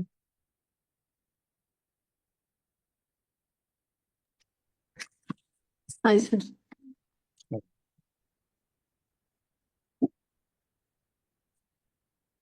నమస్తే సార్. యాక్చువల్లీ నాకు జేకే గారు అన్ని టాపిక్స్లో నన్ను వాళ్ళు బ్రేక్ చేసిన టాపిక్ వచ్చేసి లవ్ సార్. అంటే నా ఒక బిలీఫ్ సిస్టమ్ని చాలా నాకు షేక్ చేసిన టాపిక్ వచ్చేసి లవ్. అండ్ అది నాకు చాలా టైం పట్టింది టు డైజెస్ట్ వాట్ ఈస్ అంటే మేమున్నది ఇంత ప్రేమిస్తున్నాము, దీన్నే ప్రేమ కాదనేసారు వాళ్ళు అనేసి.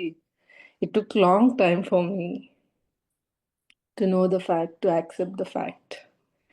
అండ్ దాని తర్వాత జిడ్డు కృష్ణమూర్తి గారి వీడియోస్ అన్ని చూస్తూ then I understood it is. అంటే దాన్ని ప్రేమని మనము ఎవరితో అడిగి ఇప్పించుకునేది కాదు, ఏది ఆశించేది కాదు.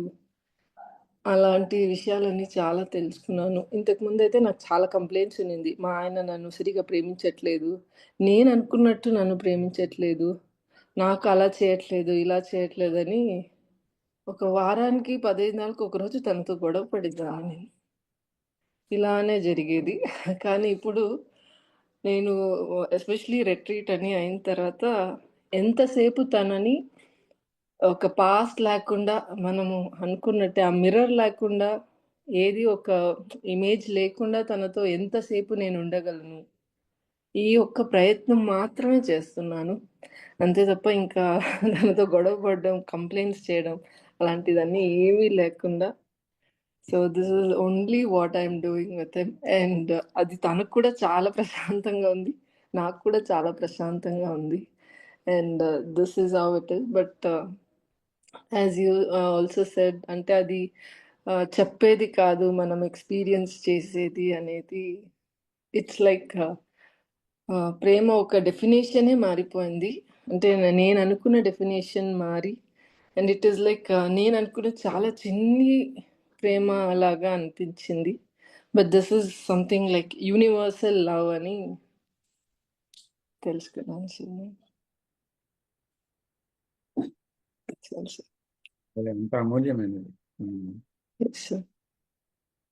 అంటే ఎంత సెల్ఫిష్గా ఎంత ఇదిగా ఐ వాజ్ జస్ట్ థింకింగ్ అది అని అనిపించేసింది నిజంగా. ఫస్ట్లీ వెన్ మీరు రెట్రీట్లో కూడా చెప్పారు ఆగస్ట్ అప్పుడు రెట్రీట్లో మీరు హస్బెండ్ అండ్ వైఫ్ కానీ what ever it is, especially నాది లవ్ మ్యారేజ్, చాలా ఇంట్లో గొడవలన్నీ అయింది. అండ్ ఐ వాజ్ ఆ ఒక ఇది మాత్రం మీది లవ్వే కాదు అని మీ అక్కడ ఆల్రెడీ వీడియోస్లో తర్వాత మీరు క్లాస్లో చెప్పింది కూడా it was like unacceptable. But later on, slowly, it is now like what is love అనేది తెలిసింది. అండ్ లాస్ట్లో మీరు చెప్పింది దానికోసం హార్డ్ వర్క్ చేయాలనేది. Every moment I'm trying it. Thank you so much. Only perception is not right. See. I'm sorry. Yes sir. Thank you. Thank you so much. Thank you sir. Venkatakrishna గారు.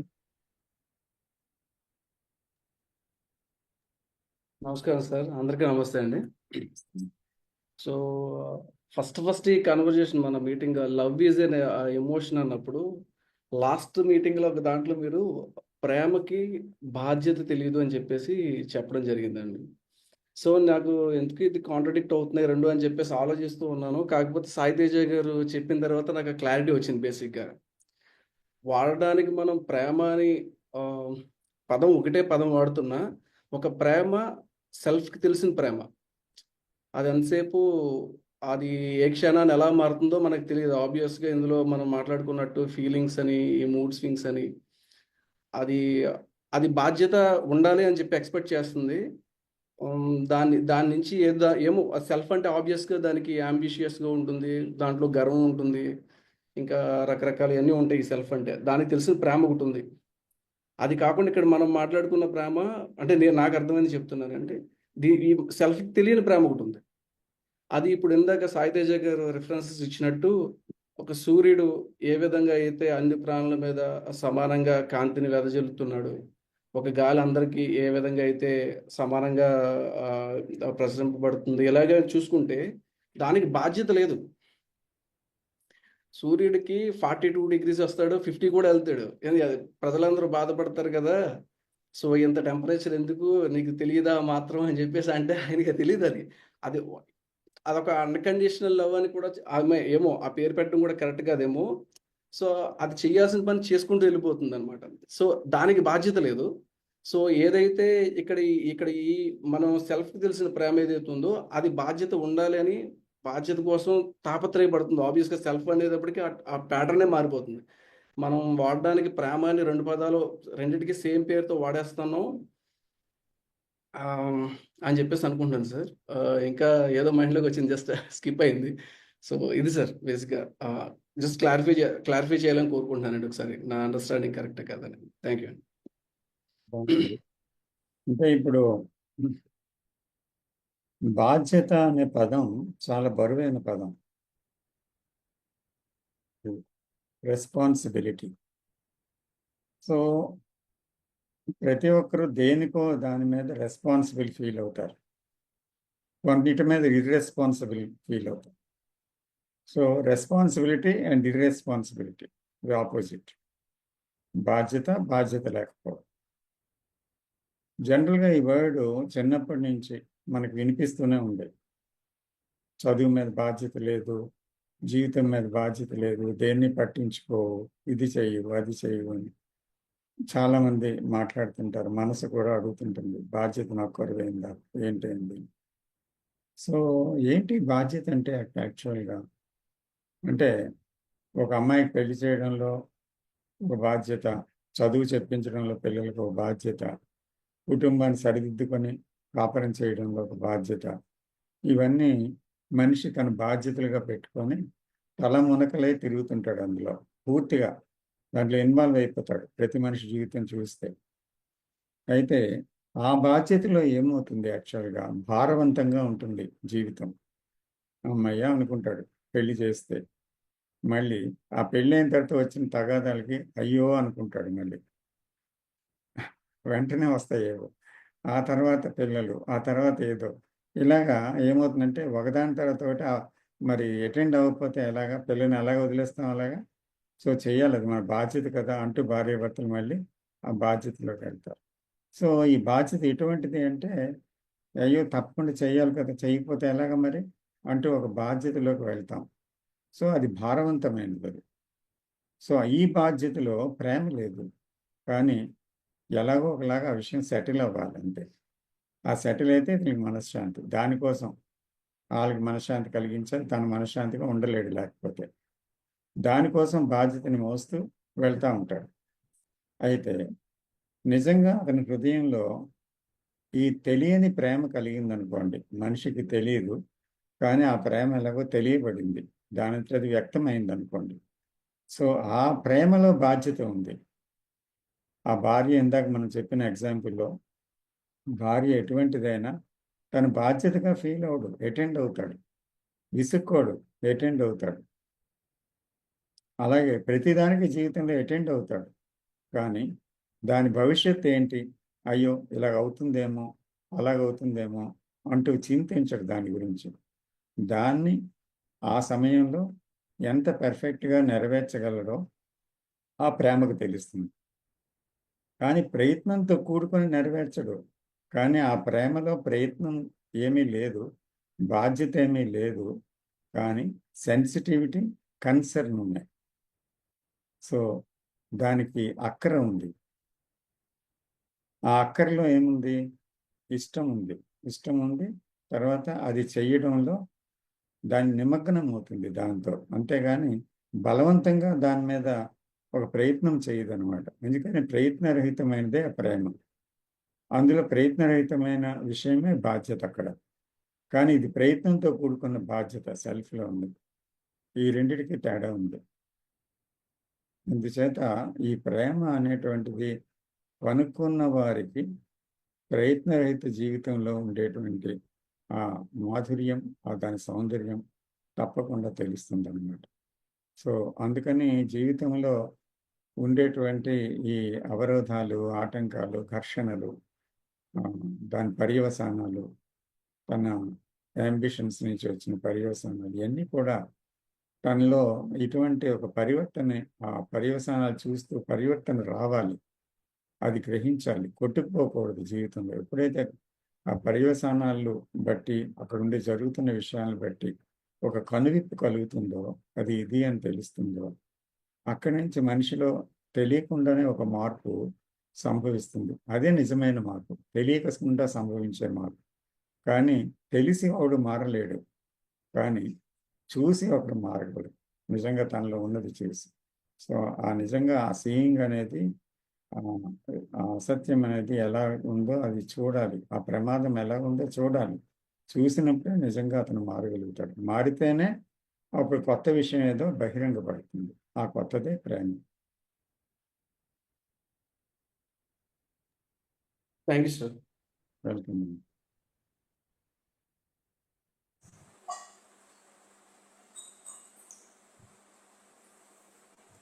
ఇంకెవరైనా మాట్లాడతారండి? మీరు చెప్పండి వెంకటేశ్వర గారు. నమస్తే సార్. నమస్తే. నమస్తే. అందరికీ నమస్కారం అండి. ఇప్పుడు ఇంతవరకు జరిగినటువంటి మన ఈ డిస్కషన్ బేస్ చేసి నాలో ఇప్పటికిప్పుడు ఏవో ఒక అండర్స్టాండింగ్ లాంటిది వచ్చిందేమో అనుకుంటున్నాను. అది నేను ఇప్పుడు కరెక్ట్గా ఎక్స్ప్రెస్ చేయగలనో లేదో నాకు తెలియదు, కానీ ఎక్స్ప్రెస్ చేయడానికి ప్రయత్నం చేస్తాను. అసలు ఎమోషన్స్ ఇక్కడ ఇవాళ మన టాపిక్లో ఈజ్ లవ్ ఎమోషన్ అని చెప్పిన దాంట్లో ఎమోషన్స్ అనేవి ఏంటి, లవ్ ఏంటి అనే దాన్ని రెండు విడివిడి పార్ట్లు కదా. ఎమోషన్స్ అనేవి సెల్ఫ్ ఉన్నంత సెల్ఫ్కి సంబంధించినటువంటి సెల్ఫ్ అనేది ఉన్నంతసేపు ఎమోషన్స్ ఉంటాయి. ఈ ఎమోషన్స్ అనేది సెల్ఫే ఎమోషన్స్ని క్రియేట్ చేస్తుంది. అసలు క్రియేట్ చేయడం కాదు, self it self is the emotions అన్నమాట. సో ఈ ఎమోషన్స్లో మనం మాట్లాడుకున్నట్టు రకరకాల కోపం, ద్వేషం, అసూయ, సంఘర్షణ, భయం, రకరకాలైనటువంటి ఎమోషన్స్ గురించి, ప్లెజర్, జాయ్, ఇలా రకరకాలైనటువంటి ఎమోషన్స్ గురించి మనం చెప్పుకుంటున్నాము. ఇవన్నీ కూడా సెల్ఫ్ అనేది మనం కృష్ణాజీ ఫిలాసఫీ ద్వారా టు మ్యాక్సిమం ఎక్స్టెంట్ మనం అర్థం చేసుకోగలిగాం.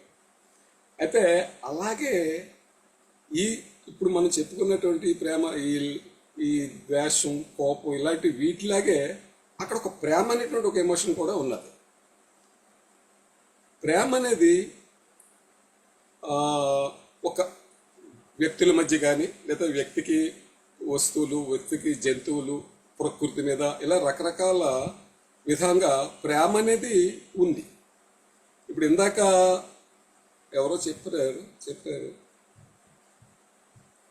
కుమారుడు ఎంత దుర్మార్గుడైనా, చాలా దారుణంగా హింసిస్తున్నా సరే స్టిల్ ఆ తల్లి అతను ప్రేమిస్తాడు. వాడు హింసిస్తున్నా సరే తిరిగి ప్రేమిస్తూనే ఉంటుంది. అందులో అక్కడ స్వార్థం అనేది ఎలాగున్నది ఏంటనేది నాకైతే ఐడెంటిఫై అవ్వలేదు అనుకోండి. వేరే రూపంలో స్వార్థం ఉందేమో, మరి నాకైతే ఐడెంటిఫై అవ్వలేదు. ప్రేమ అనేది ఇప్పుడు కృష్ణాజీ చెప్పే ప్రేమకి ఈ వరల్డ్లీ లవ్కి డిఫరెన్స్ ఉంది. అయితే ఇది ప్రేమ కాదు అని స్పష్టంగా చెప్పలేమేమో అని నేను అనుకుంటున్నాను. ఇదేంటే ఇది ప్రేమ కాదు, కేవలం ఏదో ఒక రిలేషన్షిప్, ఒకరి నుంచి ఒక డిపెండెన్సీ, వీటి మీద వచ్చేటువంటిదే ప్రేమ అనేటువంటి దాని మీద లాట్ ఆఫ్ ఎక్స్ప్లెనేషన్స్ అవన్నీ ఉన్నాయి. బట్ స్టిల్ నేనేంటి అనుకుంటున్నానంటే అది కూడా ప్రేమ యొక్క, అంటే రియల్ లవ్ యొక్క స్వరూపమేమో అని నాకు అనిపిస్తూ ఉంటుంది. ఇక్కడ నాకు ఒక చిన్న ఎగ్జాంపుల్ తోస్తుందండి. ఇప్పుడు సముద్రం ఉంది. సముద్రం ఒక ప్రేమ అని అనుకుంటే, సముద్రం నుంచి కొంత నీరుని మనం సెపరేట్ చేసినప్పుడు అది వేరు కాదు కదా, అది సేమ్, అది కూడా ఇప్పుడు సముద్రం నీరే కదా. అలాగే కృష్ణాజీ చెప్పినటువంటిది ప్రేమ అల్టిమేట్, అది ఫైనల్. అది ఆ స్థితికి చేరడం అనేది ఎంతమందికి సాధ్యమైంది ఈ రోజుకి. అయితే ఆ ప్రేమలో యొక్క స్వరూపమే ఈ చిన్న చిన్న ఎమోషనల్ లవ్ ప్రేమ ఏమో అనేసి నాకు అనిపిస్తూ ఉంటుంది. ఇప్పుడు కృష్ణాజీ లవ్ అనేది, కృష్ణాజీ చెప్పింది అల్టిమేట్. అది ఎప్పుడే వస్తుంది అంటే ఎప్పుడైతే సెల్ఫ్ డిజాల్వ్ అయిపోతుందో, సెల్ఫ్ అనేది లేదో, అక్కడ ఎమోషన్స్ ఇంకేమీ ఎప్పుడైతే లేవో అప్పుడు ఉన్నది లవ్ అండ్ కంపాషన్. అది అల్టిమేట్ ఫైనల్ కృష్ణాజీ చెప్పింది. కానీ ఆ స్థితికి ఎవరన్నా చేరగలిగారా, ఎంతమంది చేరగలిగారు అనేటువంటిది క్వశ్చన్ మార్క్. ఇక్కడ ఇంకొక పాయింట్ ఉన్నది సార్. ఒకవేళ ఆ స్థితికి ఎవరైనా, అంటే కంప్లీట్ సెల్ఫ్ డిజాల్వ్ అయిపోయి total I am the world and world is me అనేటువంటి ఆ స్థితి, సెల్ఫ్ అనేది స్థితికి ఎవరైనా చేరుకున్నప్పుడు నో డౌట్ అక్కడ ప్రేమ ఉంటుంది. కానీ అది ప్రేమని ఎవరు గుర్తించగలరు? అక్కడ ఆయనే ఉంటాడు కదా. సెల్ఫే లేనప్పుడు అక్కడ గుర్తించడానికి ఎవరు లేరు కదా. జస్ట్ లవ్ ఉంటుంది అంతే. It is love only. But ఇది లవ్ అని ఎవరు గుర్తిస్తారు? ఇది లవ్ అని ఎలా తెలుస్తుంది? తెలియదు కదా. దీనికి ఒక ఎగ్జాంపుల్ రామకృష్ణ పరమహంస వారు చెప్పినటువంటి ఒక ఎగ్జాంపుల్ ఏంటంటే, ఉప్పుతో తయారు చేసినటువంటి ఒక బొమ్మ సముద్రం లోతు ఎంత ఉందో తెలుసుకోవాలని చెప్పి సముద్రంలోకి జంప్ చేసి అది సముద్రం లోతును చూడగలిగినప్పటికీ ఆ సముద్రంలో అది లీనమైపోయింది, కరిగిపోయి సముద్రంలో కలిసిపోయింది. ఇప్పుడు ఆ లోతు ఎంత ఉన్నది చెప్పడానికి ఆ బొమ్మే లేదు. అలాగే ఆ ప్రేమ, కృష్ణాజీ చెప్పినటువంటి ఆ ప్రేమలోకి మనం వెళ్ళిపోగలిగినప్పుడు, ఎవరన్నా వెళ్ళగలిగినప్పుడు ఇది ప్రేమ అని చెప్పడానికి ఆయన కూడా ఉండడు కదా. ఇది ప్రేమని ఎలా గుర్తిస్తాము? మనం మాట్లాడుకోవడం వర్డ్స్ వరకు ఓకే, బట్ ఆ ప్రేమ కలిగినటువంటి వ్యక్తి ఎప్పుడైతే సెల్ఫ్ డిజాల్వ్ అయిపోయి టోటల్గా కంప్లీట్ ప్రేమ కలిగిన వ్యక్తే లేడు అక్కడ, ఆ సెల్ఫ్ లేదు అక్కడ. Then he cannot identify it is love.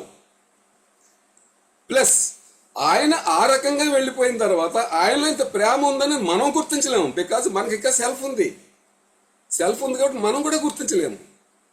So ఇది ప్రేమ, ఇది అల్టిమేట్ లవ్ అని చెప్పడానికి నాకైతే అక్కడ అసలు ఎక్కడా కూడా ఏ కార్నర్లను కూడా ఆధారం అయితే దొరకటం లేదు సార్.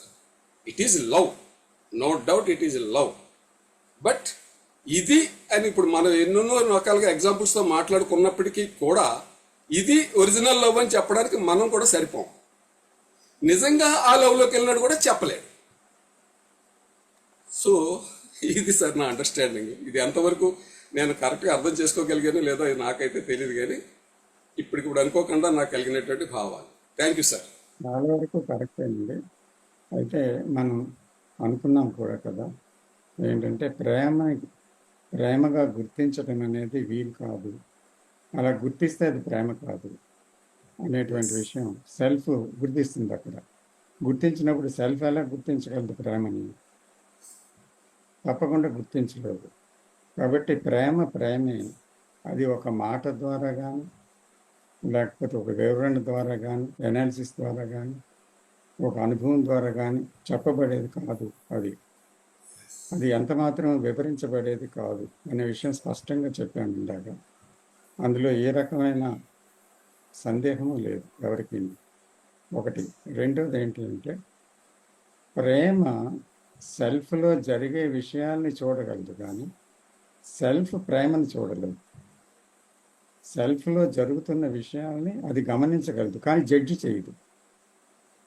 అది తప్పకుండా చూస్తుంది, చూడగలుగుతుంది. అందుకే కృష్ణమూర్తి గారు సెల్ఫ్ గురించి అంత వివరంగా చెప్పారు. ఎవరూ చెప్పలేనంత వివరంగా సెల్ఫ్ యొక్క వివరాలన్నీ ఎలా చెప్పగలిగారంటే ఆ ప్రేమ చెప్పింది ఆయన ద్వారా. సెల్ఫ్ అంటే ఇది, సెల్ఫ్ అంటే అది అని. కాబట్టి మనలో ఇంత సెల్ఫిష్ నేచర్ ఉందా, సెల్ఫ్ ఇలాగ ఎక్స్ప్రెస్ అవుతుందా, ఇవన్నీ మనకు డీటెయిల్స్ ఎలా తెలిసాయంటే ప్రేమ మాట్లాడింది కనుక. అందుగురించి సెల్ఫ్ని మనం చాలా దాని పర్యవసానాలతో పాటు చూడగలగడం జరిగింది. ఇంకోటి ఏంటంటే, సముద్రము నుంచి ఇందాక చక్కటి ఎగ్జాంపుల్ ఇచ్చారు. కళ వస్తుంది కదా, అది వేరు కాదు. సముద్రంలో ఉండేది జలమే, అందులో నీటి బిందువు, అలలో ఉన్న నీటి బిందువు ఒకటే. అయితే ఆ జలము సముద్రం నుంచి వేరుపడి ఒక అలగా బయటకు వచ్చి నొరగలు కక్కుతూ అది తీరానికి వచ్చి చాలా దూరం తీరాన్ని డాష్ చేసి ముందుకు వెళ్ళింది. మళ్ళీ సముద్రంలో వెనక్కి వచ్చేస్తుంది, మళ్ళీ ఆ గంభీరమైన నీటిలో కలిసిపోతుంది. అలాగే నేను అనేది ఆ జలరాశిలో ఒక భాగమే, అహంకారం కూడా. అయితే అది తాను వేరు సముద్రం నుంచి అనేటువంటి ఒక భావాన్ని పుంజుకొని ముందుకు వెళ్ళిపోయింది. అది వెళ్ళిపోయి తిరుగు ప్రయాణంలో మళ్ళీ ఆ సముద్రంలోనే కలిసిపోయింది. తను లేరు, అంతా మళ్ళీ ఆ సముద్రంలో నీరే అదని తెలుసుకుంది. ఇలా కూడా మనం చూడగలమేమో, నాకు తెలియదు. సో ఇలా కూడా చూడొచ్చండి. రెండోది ఇలాగా ఏంటంటే, మనం సెల్ఫ్ ద్వారా కొన్ని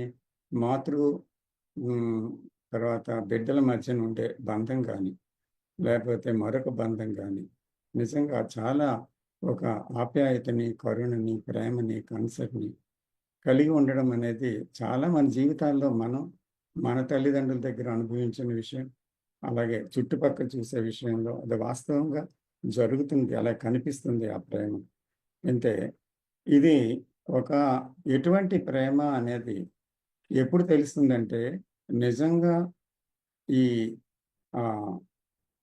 లౌకిక జీవితానికి నేనుకి అతీతమైన ప్రేమని ఇందాక మీరు చెప్పారు ఉదాహరణలో, ఆ నేను అనేది ఆ ఉప్పుమలాగా రామకృష్ణ పరమహంస చెప్పారు, కలిసిపోయినప్పుడు తప్పకుండా అది ఇంకా తన వ్యక్తిత్వాన్నే కోల్పోతుంది. వ్యక్తిగా లేడు, అతను కోల్పోయాడు అనేటువంటి స్థితి అది. అలాగే ఆ వ్యక్తిత్వం అనేది ఒకటి ఎప్పుడైతే పోయిందో అప్పుడు ఏమవుతుంది, అది కేవలం ఒక జలరాశి అంతే. ఆ ఉప్పు అని కణిక అనేది వేరేగా లేదు. కాబట్టి అది జలరాశిలో భాగం అది. కాబట్టి ఇది ఆ భాగాన్ని ఆ భాగము తను వేరుగా ఉన్నప్పుడు తను వేరు అనుకుంది ఆ ఉప్పు బొమ్మ. కానీ సముద్రంలోకి వెళ్ళాకంటే తనకంట తను వేరు చేసుకోలేకపోయింది సముద్రం నుంచి. తన వ్యక్తిత్వాన్ని కోల్పోయి కరిగిపోయింది. అది ప్రేమ యొక్క మహత్తర గుణం. అంచేత అక్కడ నేను అనేది కరిగిపోయిందనమాట ఆ ప్రేమ ద్వారా. అంచేత ఆ ప్రేమ తత్వం ఎక్కడుందో అక్కడ అంటే ఈ ప్రేమ తత్వం ఎంతమంది గడించారు, ఎంతమంది గడించలేదు అనేది కాకుండా ఇప్పుడు మనం మాట్లాడుతుంది ఏంటంటే ఎవరికి వారు ఈ ప్రేమ తత్వము మనకి తెలియంది కదా, దీనివల్లే కదా ఎంత ఘోరమైన ఒక ప్రపంచము, ఘోరమైన జీవితము, ఘోరమైన మానసిక స్థితి ఇటువంటివన్నీ ఉన్నాయి ప్రపంచంలో. వ్యక్తులు మళ్ళీ సమాజం అంతా కూడా ఈ ప్రమాదకర పరిస్థితుల్లో కృష్ణజీ అంటారు కదా, ఇట్ ఈస్ ఫైర్ అని, అంటుకుంది, నిప్పు అంటుకుందని. అలాగా ప్రపంచంలో ఎక్కడ చూసినా ఈ ఘోరాతి ఘోరమైన విషయాలు జరగడానికి దివ్య ప్రేమ కనుక్కోలేకపోవడమే కారణమని ఆయన చక్కగా వివరించారు కదా. సో అందుకని ఎవరో ఒకరు ఎక్కడో ఒక దగ్గర కనుక్కొని ఉండొచ్చు, కనుక్కోలేకపోవచ్చు. కానీ అక్కడ ఎవరికి వారు అన్వేషణ చేయాలనేది ఒక పచ్చి నిజం అది. ఎందుకంటే ఇది ఒకరు మన కోసం అన్వేషణ చేయరు. కృష్ణమూర్తి గారు కానీ మరొకరు కానీ ఎవరు ఎన్లైటెడ్ పర్సన్ కానీ మన గురించి మనకు అన్వేషణ చేయరు. కానీ ఆ తత్వం బోధిస్తారు. బోధించినప్పుడు మన నిజతత్వం ఏంటి, మన వాస్తవ జీవితం ఏంటి, అసలు మనం ఎలా జీవిస్తున్నాం మనం తెలుసుకోవడంలో వచ్చిన పరివర్తనలో ఆ ప్రేమ కలుగుతుంది. అద్భుతమైన ఆ ప్రేమ తెలియబడుతుంది తనంతటి తానుగా ఈ నేను కరిగినప్పుడు మాత్రమే. కాబట్టి నేను తెలుసుకోవడానికి మార్గమే ప్రతి ఒక్కరూ బోధిస్తున్నారు, కానీ ప్రేమను ఎవరూ బోధించటం లేదు. బోధిస్తే అది ప్రేమ కాదు. కాబట్టి ఆ నేను అనేది తత్వాన్ని మనం గ్రహించడానికి రకరకాలుగా మహాత్ములు దానికోసం వారి యొక్క జ్ఞానాన్ని పంచిపెట్టారు ఈ లోకంలో. కనీసం దానివల్ల మనల్ని మనం చూసుకొని ఎంతో కొంత మారగలుగుతున్నాం. సో చివరికి ఎవరు పూర్తిగా మారారు, ఎవరు లేదు అనేది బహుశా ఆ ప్రశ్న కాదేమో. కానీ నేను ఎంతవరకు మారాను, నేను అనేది నాలో పోయిందా, అసలు నా జీవితంలో నా బాంధవ్యాల్లో ఎక్కడ ఏం జరుగుతుంది, ఇది మాత్రం మనం చూసుకోగలిగితే చాలు. అప్పుడు ఏం జరగాలో అది జరుగుతుంది, జరగలేదనుకో జరగదు, అంతే. అంతకన్నా ఇంకేం లేదు.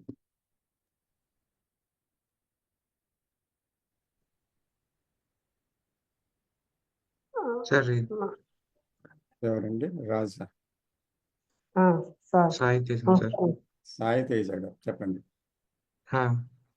సార్ ఈ సార్ ఇప్పుడు ఇంతకుముందు వెంకటేశ్వరరావు గారు మాట్లాడినప్పుడు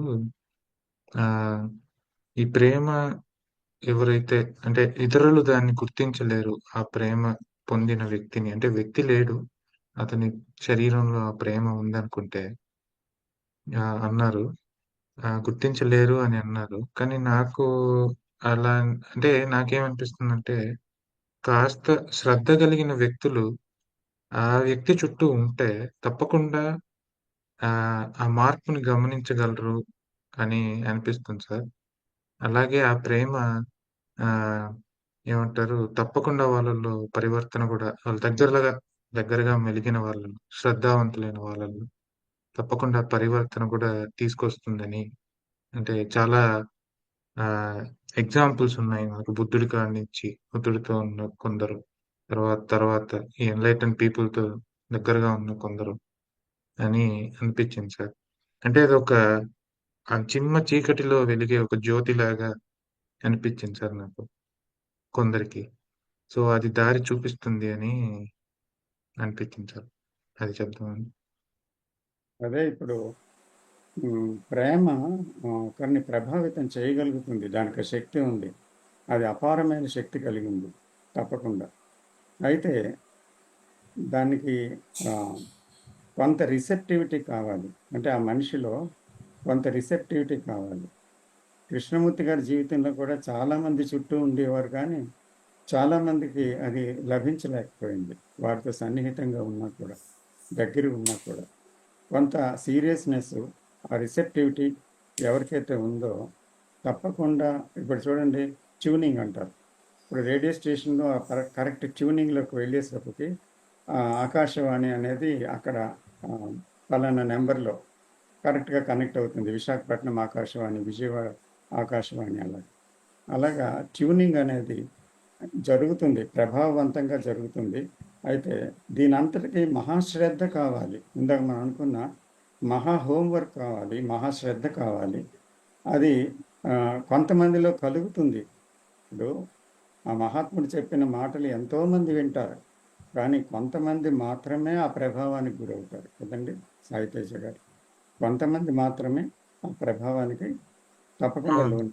అయితే అవును ఆయన సార్. సన్నిధానంలో మాత్రము ఒకలాంటి శాంతిని ఫీల్ అవుతారు, శాంతి. కానీ ఆ అవును సన్నిధానం సార్. దాటాక మాత్రం ఆ శాంతి ఎగిరిపోతుంది. ఉమ్. ఆ శాంతి నిలబడదు, అవును అశాంతి సార్. ఉంటుంది. ఎందుకంటే ఆయన హోంవర్క్ చేయలేరు. అది సంథింగ్ ఇండ్యూస్డ్ అనమాట, వచ్చింది. సపోజ్ మన ఉమ్. నాన్ వెర్బల్ కమ్యూనికేషన్ అని కృష్ణజీ మాట్లాడతారు ఒకసారి. నాన్ వెర్బల్గా ఆ ప్రేమ తత్వం మాట్లాడింది అనుకోండి, అక్కడ వ్యక్తి లేనప్పుడు ఒక్కొక్కసారి నాన్ వెర్బల్ కమ్యూనికేషన్ అక్కడ నిశ్శబ్దంగా ఆలకించిన వాళ్ళు జరిగిపోతుంది. అది అంటే నాన్ వెర్బల్గా వెళ్ళిపోతుంది. మన రిట్రీట్లో కూడా ఉమ్. ఈ విషయం కొంత ముగ్గురికి జరిగింది. అది అంటే ఒక నాన్ వెర్బల్ కమ్యూనికేషను ఒక స్థాయిలో, అంటే ఆ వినేవాడు, చెప్పేవాడు, ఫీల్ అయినవాడు, దాని గురించి తెలుసుకున్న వాళ్ళే, తెలుసుకోవడంలో పూర్తిగా కరిగిపోయినవాడు, తన్ని మర్చిపోయినవాడు, అలాంటివి జరిగినప్పుడు కొన్ని సందర్భాలలో అరుదుగా జరుగుతుంది. అది చాలా అరుదుగా. సో కృష్ణమూర్తి గారు, కొంతమంది మహాత్ముల జీవితాల్లో ఇవి జరిగాయి, తప్పకుండా జరిగాయి. అయితే అది ఈ, సంభవించవచ్చు. అయితే దానికి అందుకే కృష్ణమూర్తి గారు అంటారు ప్రతిసారి, చూడండి ఆ మాటలు మర్మం, ఆర్ వి వాకింగ్ టుగెదర్, మనం కలిసి ఉమ్. వస్తున్నామా, టుగెదర్ కలిసి. మీన్స్ ఉమ్. అంటారు మళ్ళీ సాహిత్య. ఉమ్. టుగెదర్ మీన్స్ అవును సార్. విత్ సేమ్ అవును. Intensity, with same um. Speed మనం వెళ్తున్నామా అనేసి. అవును ఇన్ని సార్. ఉపన్యాసాలకు ఎందుకు వస్తున్నారు మీరు అందరూ, నాకు ఆశ్చర్యంగా ఉందంటారండి. అసలు ఇప్పుడే జరగాలి, లేకపోతే జరగదు. అంటే మీరు అంత ఉమ్. ఇంటెన్స్గా లేరు. నన్ను అర్థం చేసుకోవడం కాదు అక్కడ, నా మాటలు ఉమ్. కాదు, ఉమ్. నేను అవును. మాట్లాడుతున్న మాటల్లో మిమ్మల్ని నేను చూపిస్తున్నాను. ఎంతసేపు కృష్ణమూర్తి ఉమ్. గారు ఇలాగా, కృష్ణమూర్తి అలాగా కాదు. కృష్ణమూర్తి గారు ఏ ఉమ్. మహానుభావుడు, అతను ఎక్కడి నుంచి వచ్చాడు, ఆయన మాస్టర్ ఎవరు, మైత్రేయ అవునండి. Peace of the um. Society చెప్పినట్టు ఏంటి ఆయన కాదు, అవన్నీ చెప్తారు ఆయన. ఉమ్. దాన్ని తెలుసుకుందాం ఉమ్. తర్వాత అర్థం, చూసిన అర్థాన్ని పగలగొట్టేయండి అంటారు. నేను ఏమాత్రం ఉమ్. ఇంపార్టెన్స్ కాదు. అయితే నేను చెప్పిన మాటల్ని బట్టి ఆ టీచింగ్ అర్థం చేసుకోకండి. నేనేం చెప్తున్నానంటే అది ఉమ్. నీ గురించి, నువ్వెలాగున్నావు అని చెప్తున్నాను.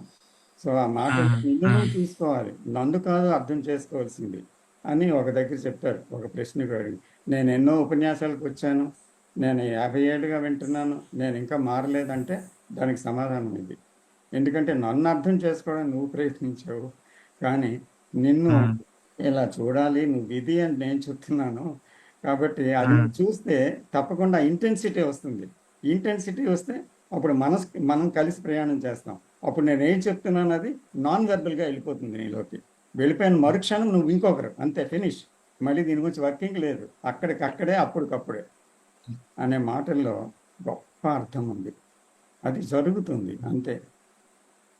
సో అందుకని మనం ఏది నిర్ధారణగా చెప్పలేము, ఎందుకంటే మహాత్ముల మాటల్ని చాలా డీప్గా వెళ్తేనే కానీ కొన్ని మనకి అర్థం కావు. అసలు చాలా చాలా ఉమ్. విషయాలు అర్థం కావు, ఇప్పటికీ అర్థం కావు. ఎందుకంటే అంత గంభీరమైనది. మనసు ఆ గంభీరపు లోతుల్లోకి వెళ్ళలేదు. వెళ్ళాలంటే ఆ స్థాయిలోకి, ఆ నిశ్శబ్దంలోకి వెళ్ళగలిగిన నాడు లోపలికి వెళ్తాయి, లేకపోతే వెళ్ళవు. ఒక పాయింట్ చెప్పదు సార్. OS please. అదే ఇప్పుడు సాయి తేజ గారు చెప్పింది 100% కరెక్ట్ అండి.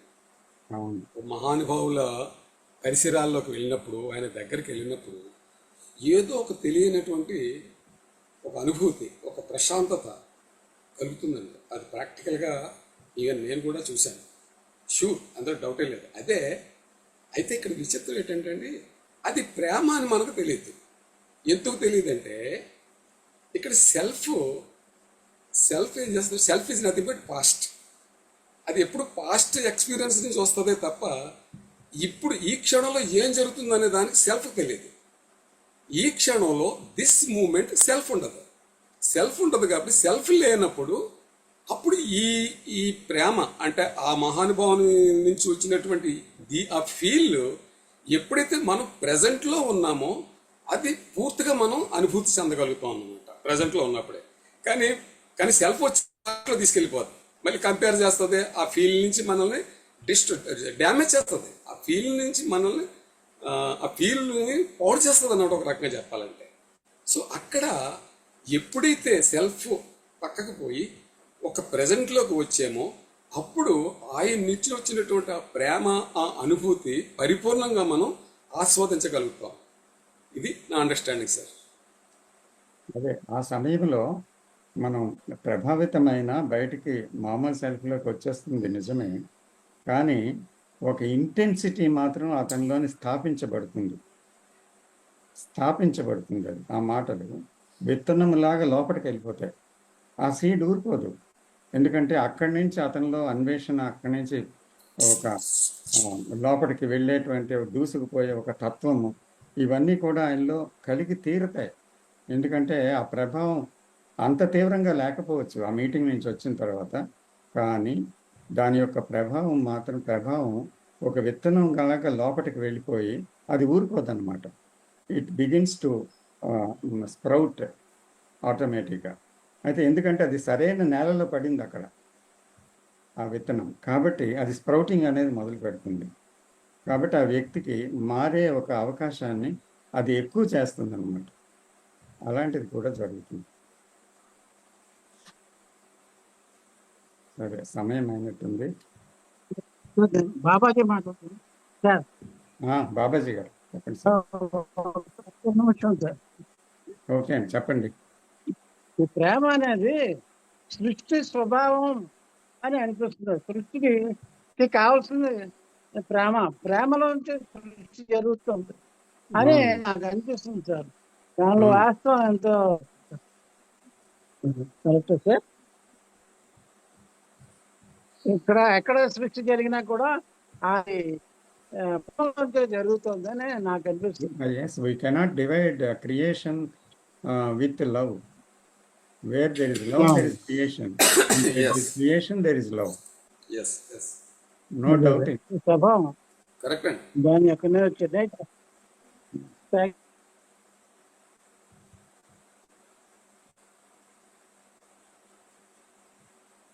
సరే అండి, థ్యాంక్స్ అండి బాబాజీ గారు.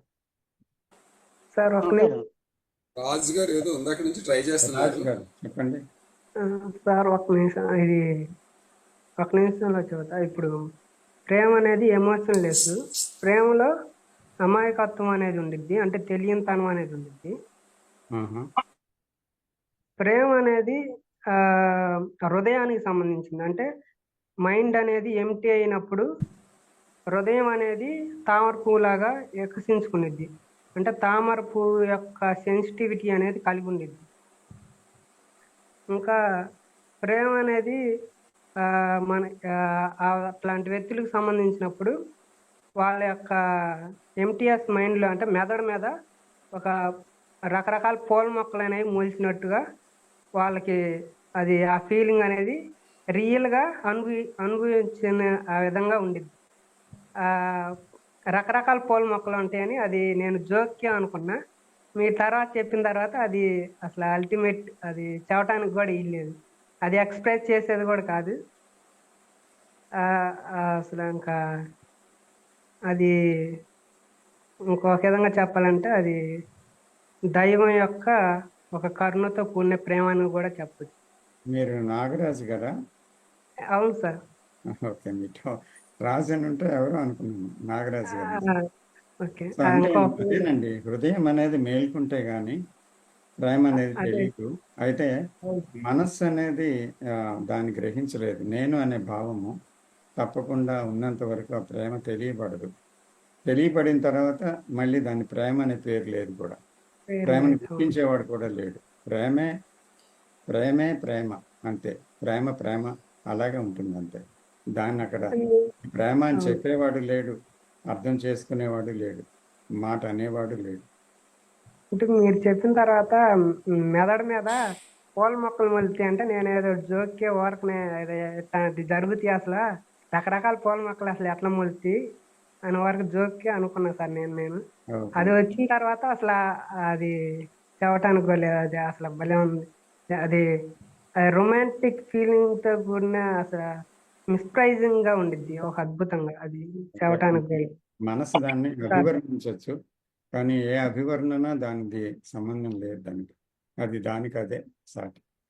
అది తరంగాల రూపంలో అది మనం తాకినప్పుడు అది అవును. తాకిందని తెలిసిద్ది కూడా మనకి అంతట మనకి.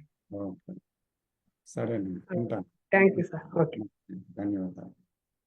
అందరికీ ధన్యవాదాలండి. అందరికీ థ్యాంక్ యూ నమస్కారం సార్. అండి. Thank you very much. Thank you sir. Welcome.